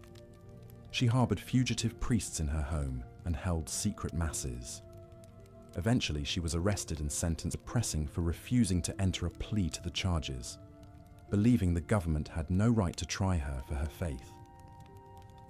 On the day of her execution, Margaret was stripped naked and spread-eagled on the ground, with a sharp rock beneath her spine, her wrists and ankles bound to stakes. A rough wooden door was placed on her chest and piled with stones. As the weight increased, she gasped out prayers, her ribs cracking audibly. For 15 agonizing minutes, more and more rocks were heaped on, witnesses marveling at her stoic endurance. With a final tortured gasp, Margaret's sternum shattered, and her heart was crushed. In later years, she would be celebrated as a Catholic martyr who died for her beliefs. But in the moment, she was just another broken body, sacrificed to the brutality of the age. Even more horrendous punishments awaited those convicted of heresy, witchcraft, or treason. Burning at the stake was a common sentence for these crimes against God. The condemned would be tied to a tall wooden post in the town square, bundles of firewood stacked around their feet. As crowds watched in eager anticipation, the kindling would be set alight, the flames licking hungrily upwards. The fire would build slowly, the heat growing more intense second by second. Smoke would sting the eyes and choke the breath of the accused. Their clothes would catch, the fabric shriveling away to leave blistering, blackening skin. Fat would start to melt and sizzle sickeningly. Eventually the flames would reach the face, the hair igniting in a brief corona before the flesh began to char and peel away. The screaming was said to be unimaginable, high, shrill, almost inhuman. It would gradually weaken to feeble moans, then silence. The vocal cords were seared away, and the lungs succumbed to the searing heat. In the end, there would be nothing left but a twisted, smouldering corpse slumped against the stake, wreathed in greasy smoke. Perhaps the most famous victim of burning was Joan of Arc, the teenage French peasant girl turned visionary military leader.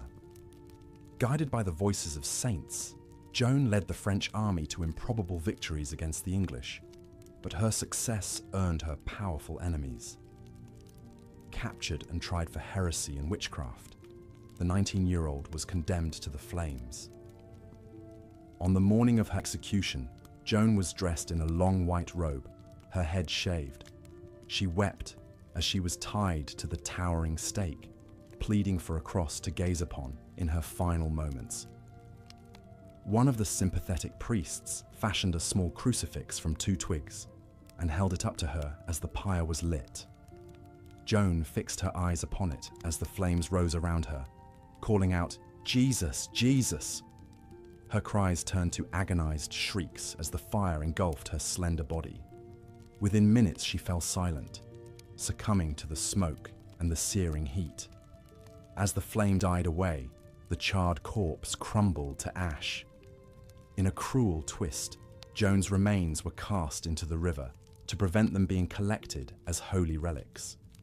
It was a tragic end for a young woman who had accomplished so much. Perhaps even more ghastly than burning was the punishment of the breaking wheel.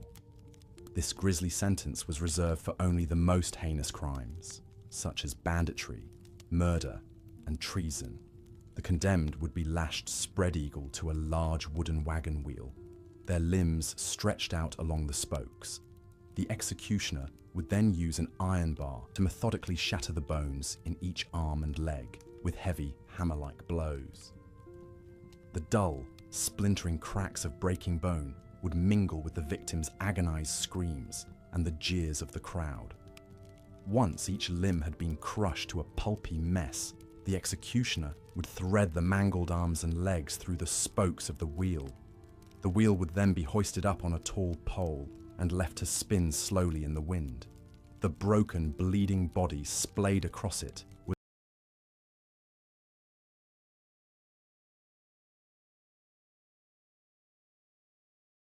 was left as a grim warning. Death on the wheel was slow and excruciating, the victim lingering for hours or even days before finally succumbing to blood loss or shock. Sometimes crows or other scavengers would arrive to peck at the helpless condemned as they groaned and writhed weakly. It was a spectacle as brutal as it was effective at deterring crime.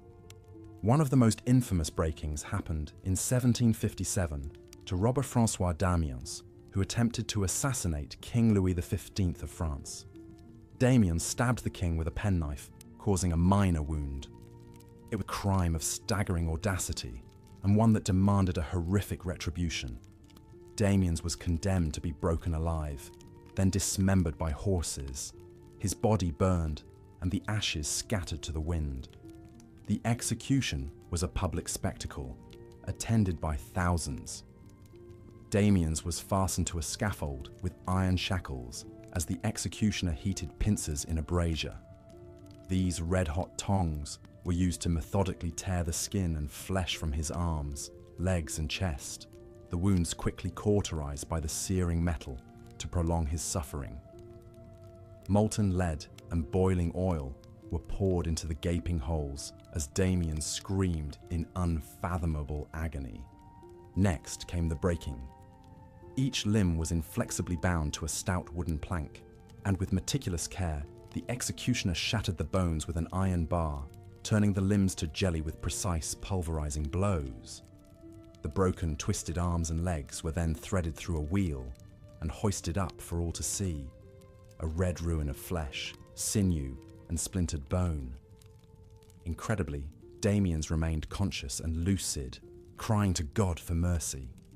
Finally, in an attempted coup de grace, 4 horses were harnessed to each mutilated limb, whipped to pull in opposite directions to tear Damiens asunder in one swift, brutal motion.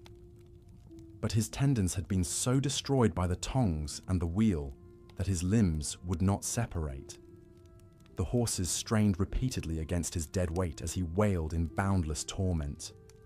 It took many attempts and multiple axe blows to finally sever each arm and leg.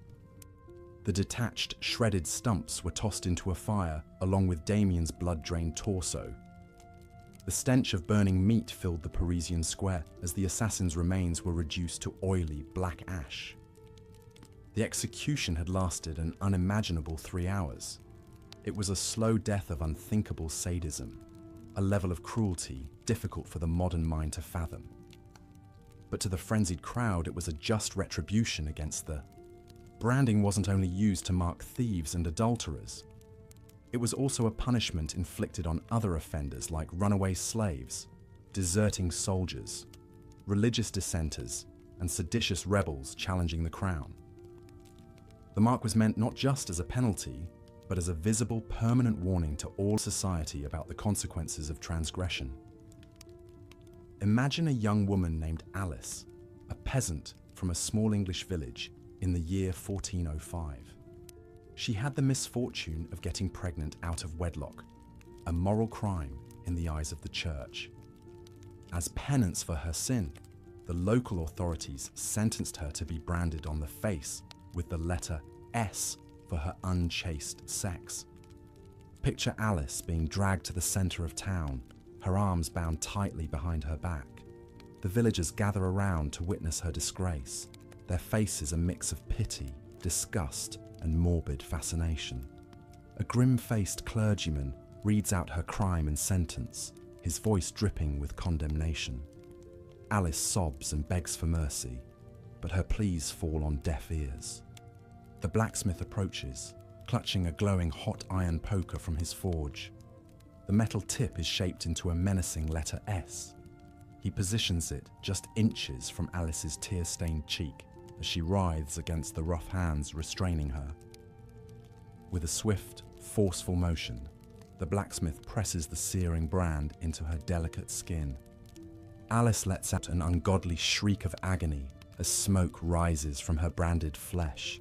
The stench of burning skin mingles with the palpable terror and revulsion of the crowd. After several excruciating seconds, the poker is removed, leaving behind a raw, blistered S. It's a mark of damnation that will forever mar not only Alice's face, but her whole existence in this judgmental world. As the years go by, Alice's brand heals into a raised, discolored scar.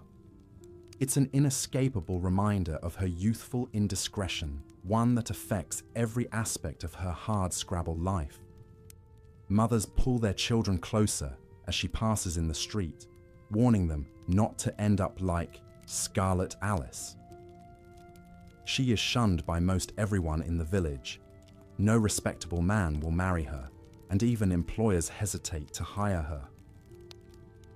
Alice covers the shameful mark with her hair and tries to hold her head high. But always, whether alone or in a crowd, she feels the brand searing into her very soul. In a society obsessed with sin and moral purity, a branded woman like Alice was as good as dead. Dead to love, dead to hope, dead to any semblance of a normal life. Such was the power of the brand to punish and ostracize, to condemn a transgressor to a lifetime on the margins. Of course, people of higher rank had ways to escape the brand's stigma. A noblewoman who fornicated might be sent to a convent rather than face public branding.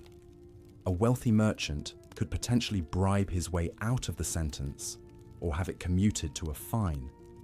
But for commoners like Alice, the brand was a lifelong cross to bear, a torturous reminder that she failed to meet society's harsh demands. Branding as a punishment dates back to ancient times, but it reached its cruel zenith in medieval Europe. Millions of people over the centuries were disfigured and socially exiled by this brutal practice. Some may view Alice as an immoral woman who got her just desserts, but her tragic tale reveals the incredible cruelty of a world where one mistake could forever condemn even the humblest citizen to the pitiless wrath of church and state. With that sobering thought, let us leave poor Alice to her never-ending torment and continue our journey into the darker recesses of medieval justice. We descend now into the dank bowels of the torture chamber, a hell of human creation where the cries of the damned echo ceaselessly. Steel your nerves and gird your stomach, dear listener, for the worst is yet to come. The medieval dungeon was a shadowy labyrinth of suffering, a stone-clad womb of misery where the forsaken were swallowed up to face their nightmares made real. These subterranean chambers were often carved directly into the bedrock beneath a castle's keep, as cold and unyielding as the hearts of the monsters who constructed them. Imagine a damp, frigid cell hewn from coarse limestone. The only light filters in through a small barred window high up the wall, a weak and sickly illumination that does little to dispel the oppressive gloom. The air is thick with the stench of decay, despair, and human suffering. Chains and manacles hang from the walls, still greasy from the flesh and fluids of previous occupants. Dried blood speckles the floor, along with itinerant rat droppings and mouldering straw.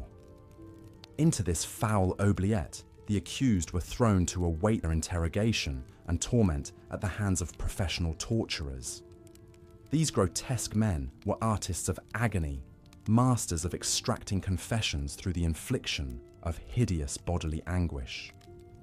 Their grim arsenal consisted of diabolical devices like the rack, the strappado, and the Iron Maiden. Infernal machines designed for one sinister purpose: to break the body and shatter the spirit. The rack was one of the most widely used of these instruments. It consisted of a large rectangular wooden frame with rollers at both ends. The victim was spread-eagled naked upon the cordage and bound by the wrists and ankles. As the interrogator posed his questions, the rollers were turned by handles, steadily increasing the tension on the ropes. Envision a burly jailer cranking the creaking wooden cogs, tightening the ropes and stretching the helpless prisoner's body to its utmost limits. Limbs elongate agonizingly. Muscles and sinews scream in protest. Joints creak and strain against their sockets. The hapless captive howls in pain, feeling his very bones slowly separating. Yet still, the implacable inquisitor continues, determined to wring out a confession, true or false, via this excruciating method. There are many documented cases of people being literally torn asunder on the rack, rent limb from limb, until their taut and tortured sinews could take no more and gave way with a sickening wet snap. One can only imagine the ungodly shrieks and groans, the percussive pops of dislocation, the warm blood spattering as skin and muscle distend beyond their capacities and rip like overwrought linen. Of course, the skilled torturer aimed to draw out the torment for as long as possible, bringing his subject to the very edge of annihilation before backing off, allowing the extorted admission or accusation to spill forth from cracked, parched lips. The power of the rack to elicit a desired confession was undeniable, and that was the true evil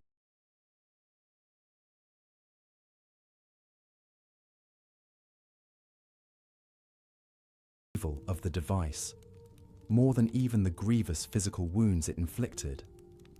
A person would say anything, invent any fiction, condemn any innocent, to halt the hell of the rack.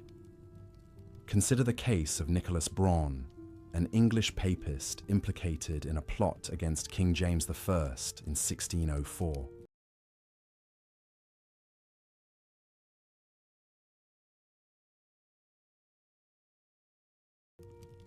Agents of the Crown arrested Braun and put him to the rack, stretching him mercilessly for hours on end. Delirious with pain, the young priest invented wild stories about a conspiracy between the Pope and the Spanish to invade England and assassinate the monarch.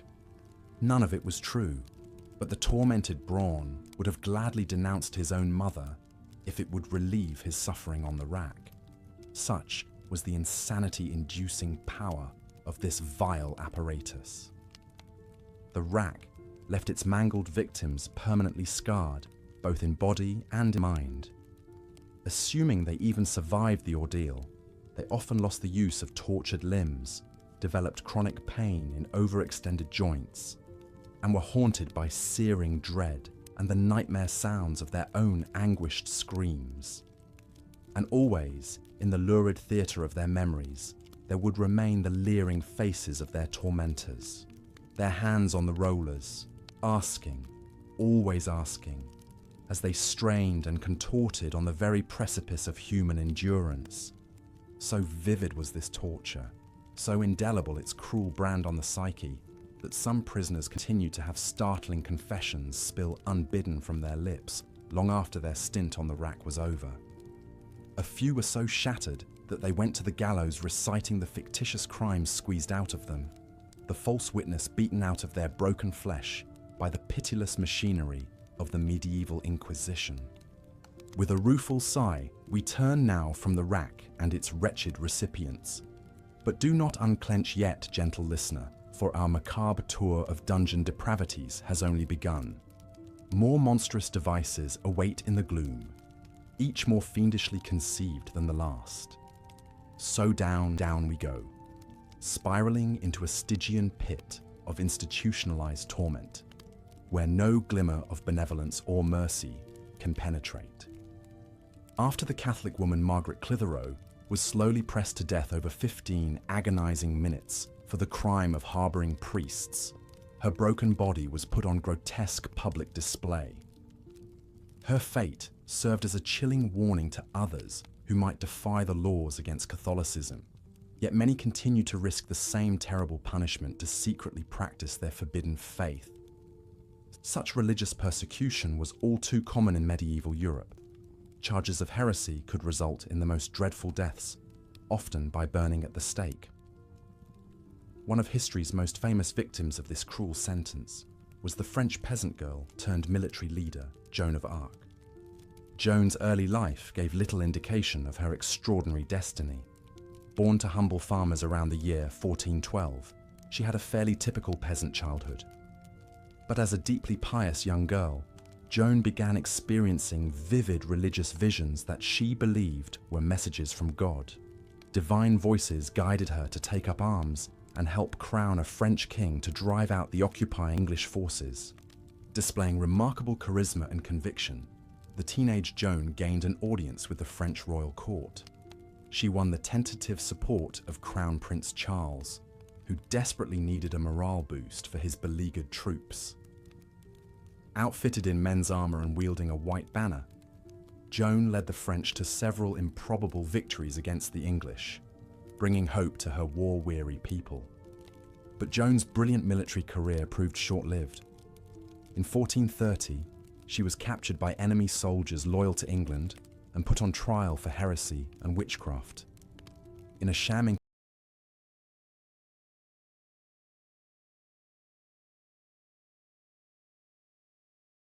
Inquisition, hostile clerics tried to trap the illiterate farm girl with theological wordplay. Joan's claims of divine guidance were used to condemn her as a blasphemous heretic. Found guilty, the 19-year-old was sentenced to burn at the stake.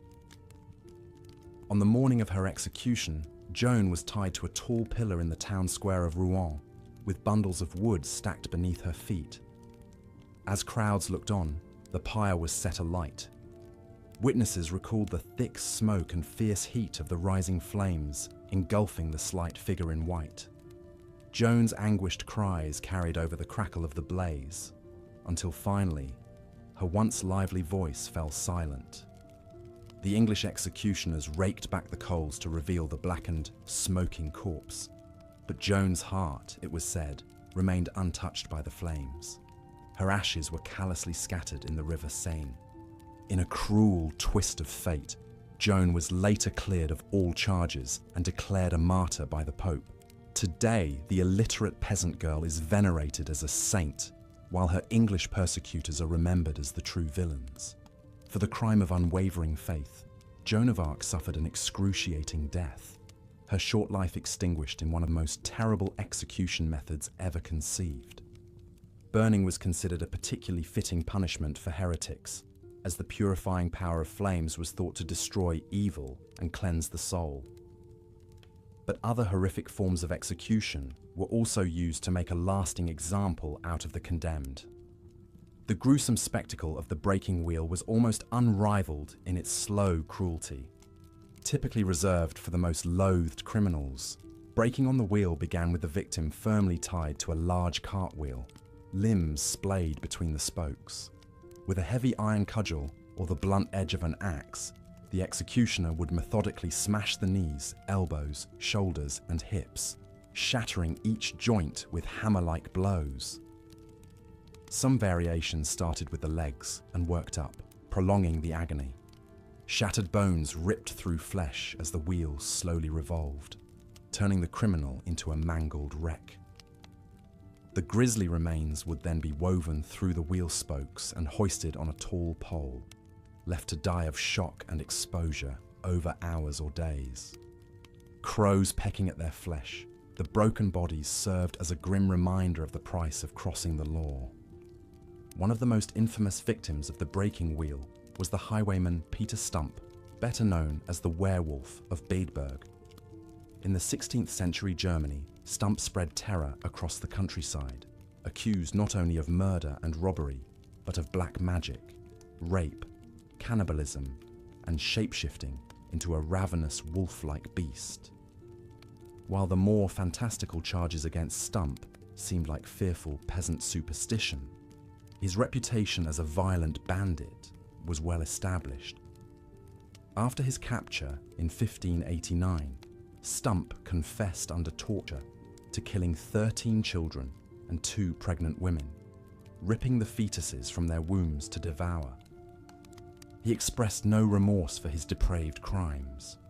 Condemned as an incorrigible menace to society, Stump was sentenced to a singularly brutal combination of punishments. On the day of his public execution, the Werewolf of Bedburg was first lashed to a wooden wheel. The executioner took his time pulverizing each of Stump's limbs, drawing out his blood-curdling howls. With the wheel slowly rotating, the bandit's shattered arms and legs flopped about obscenely, to the horror and fascination of the crowd. But Stump's ordeal was far from over. Next, his mangled body was unbound and fastened to a sturdy table. In full view of the enthralled mob, Stump had his flesh ripped from his broken bones with sharp pincers in 10 agonizing places. The mutilated highwayman was then finally put out of his misery by beheading.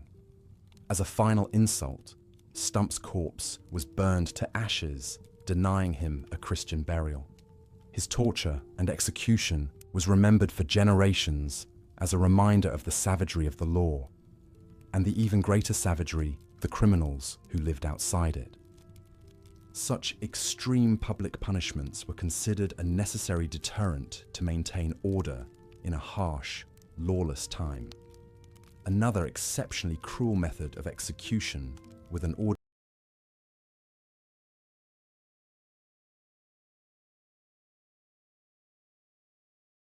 audience in mind was boiling alive. The terrible spectacle of a human being slowly cooked to death was sure to leave an impression on even the most jaded medieval minds. The practice of boiling criminals alive dates back to ancient Babylonia and was used throughout the medieval period for crimes like coin counterfeiting, poisoning, and murder.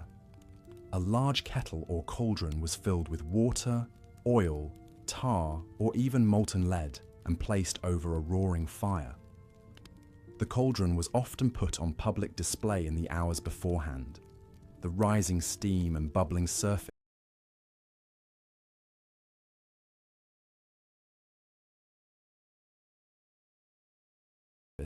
hinting at unimaginable agonies to come. When the liquid reached a torturous temperature, the condemned would be lowered in with ropes or chains, thrashing and shrieking as their skin reddened and blistered on contact. More often, the victim was suspended above the seething vat and slowly immersed over time, intensifying the pain. As the minutes ticked by, flesh sloughed from bones in gruesome strips, eyeballs burst, and internal organs cooked inside the body. No matter how much they begged for mercy or struggled to escape, the outcome was always the same: an ugly,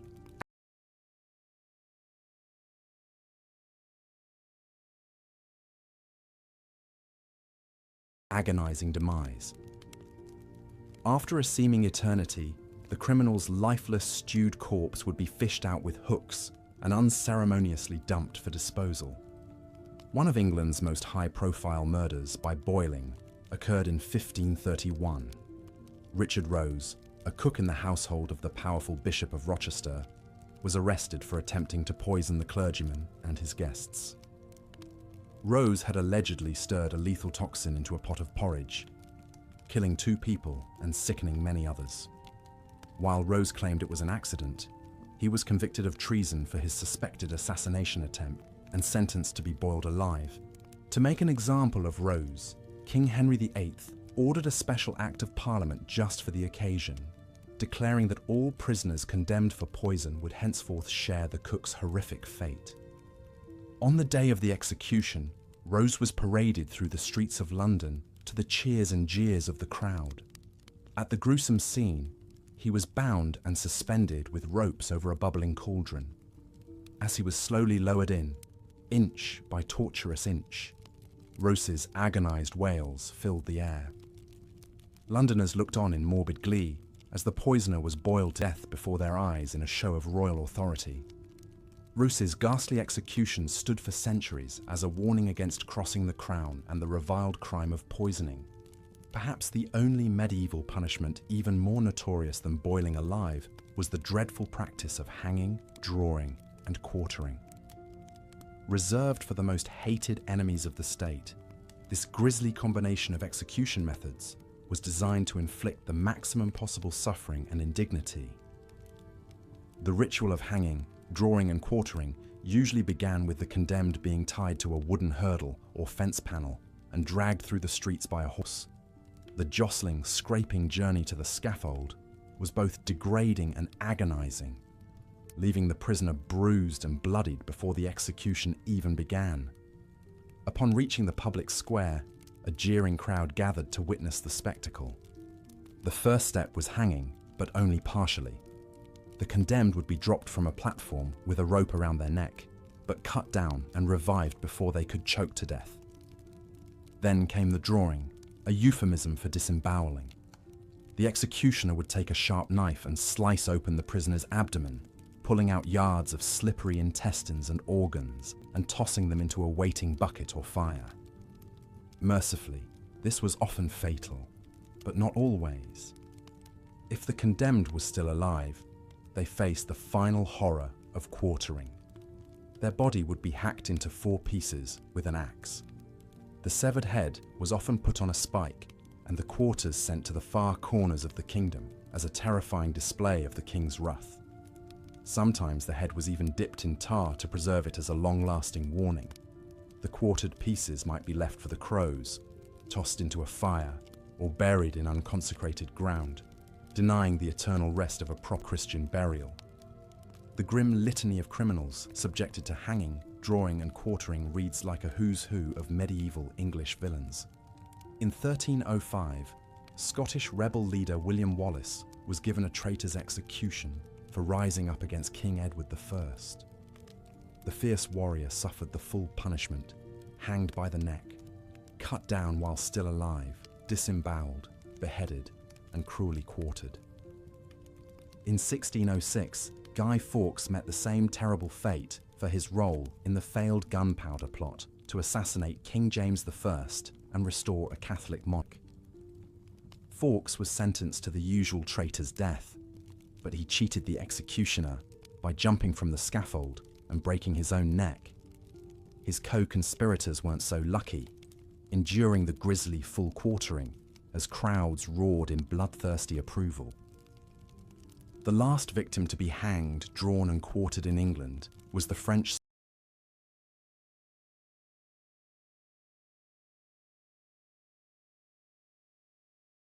spy François-Henri de la Motte, executed in 1781 for treason. His screams haunted witnesses for years after. While the punishment was later officially abolished as a relic of a more brutal age, its gory legacy remains seared into history and popular imagination, a reminder of the cruel extremes of the medieval justice system. Why were the punishments of the Middle Ages so brutal and barbaric by today's standards? In part, It's because people led short, harsh, dangerous lives, intimately acquainted with death and suffering. Executions were public entertainment, a salutary spectacle. There was little sympathy for the cruel fates of criminals and outcasts. But ironically, over-the-top punishments may have encouraged worse behavior in the long run. If all crimes were punished severely, there was little incentive for restraint. It was a vicious cycle of cruelty, begetting more cruelty. Gratefully, our modern justice systems have come a long way from the torture chambers and gallows of old. The medieval thirst for vengeance and retribution has largely given way to principles of fairness, rehabilitation, and humane treatment of prisoners. Most countries have abolished the death penalty entirely. We can look back on the monstrous punishments of the Middle Ages as a grim but fascinating relic of our distant past, a part of our history that we are grateful to leave behind. As the last warble of the songbirds outside heralds the coming of dawn, we can drift off to sleep, our dreams untainted by the nightmarish spectre of medieval cruelty and injustice. As the wretched criminal was led to the gallows, a hush fell over the gathered crowd. They had witnessed hangings before, but each one still carried a weight of grim finality. The condemned man, a thief and a brigand, had little sympathy from the onlookers. They saw his execution as a necessary cleansing, a removal of a rotten element from their society. The executioner, a hooded figure clad in black, stood impassively as the prisoner was brought before him. With practiced motions, he secured the noose around the man's neck, the rough hemp scratching against his skin. The thief's eyes darted wildly, searching for some last-minute reprieve, but none was forthcoming. At a nod from the local magistrate, the executioner pulled the lever. The trapdoor beneath the condemned man's feet swung open with a clatter, and he plunged downward. The rope snapped taut, and a sickening crack echoed across the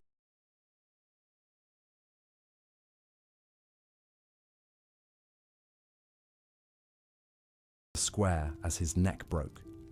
His body twitched and danced, feet kicking at empty air before finally going limp. Justice, in the eyes of medieval society, had been served. Not all those who met the hangman's noose had their necks broken, however. In many cases, death by hanging was a slow and agonizing ordeal. The condemned would dangle, choking and gasping, as the rope gradually cut off their air supply. This strangulation could take several long, excruciating minutes. It was a fate that befell a great many people during the Middle Ages, from common criminals to political dissidents. The gallows were a constant presence in medieval towns and villages, a grim reminder of the consequences of running afoul of the law. Yet even hanging, for all its brutal efficiency, was far from the worst fate that could befall those convicted of crimes in medieval Europe. For those who had committed particularly heinous acts, or who had aroused the ire of powerful people, even more gruesome punishments awaited. One such punishment was pressing. The condemned would be laid on the ground, and heavy stones or iron weights would be gradually piled upon their chest. The weight would slowly crush the victim, making each breath more difficult than the last, until eventually they suffocated under the immense pressure. This was the fate of Margaret Clitheroe, a woman living in 16th century England. Her crime was harboring Catholic priests, an act that had been outlawed as the country underwent the tumultuous religious changes of the Protestant Reformation. For her defiance, Margaret was sentenced to pressing. She endured this ordeal with remarkable courage, refusing to plead and thereby denying the authorities a formal trial. As weights pressed down upon her, she is said to have whispered prayers until her last breath. Her martyrdom made her a symbol of faith and resistance for England's persecuted Catholics. While pressing was a terrible way to die, it paled in comparison to the agony of being burned at the stake. This punishment was often reserved for those convicted of heresy or witchcraft, crimes against the very soul of medieval society. The condemned would be tied to a wooden post surrounded by bundles of firewood. As the flames were lit, they would quickly spread, consuming the dry tinder and licking at the victim's clothes and skin. The heat would become unbearable, the smoke thick and choking. Those burned at the stake would suffer an excruciating death, their screams echoing over the crackle of the flames. It was a slow and terrible way to die, often with crowds of onlookers watching the grisly spectacle. One of the most famous victims of burning was Joan of Arc, the young French peasant girl who claimed divine visions and led her country's armies against the English. Despite her successes on the battlefield, Joan was eventually captured and put on trial for heresy. Trial was a farce, more about politics than justice. Joan's refusal to submit to church authority sealed her fate. She was sentenced to burn. As the flames consumed her, she clutched a crucifix and cried out the name of Jesus. Her ashes were scattered in the Seine to prevent her followers from collecting relics.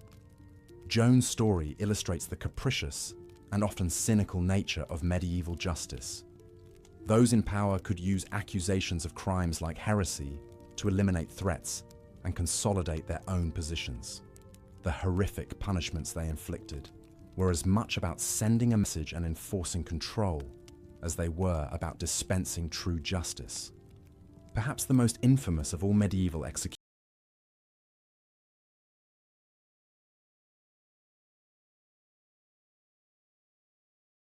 methods was the grisly practice of hanging, drawing, and quartering.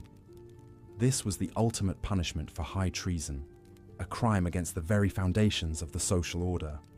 The condemned traitor would first be dragged behind a horse to the place of execution, a symbolic act representing their loss of status and dignity.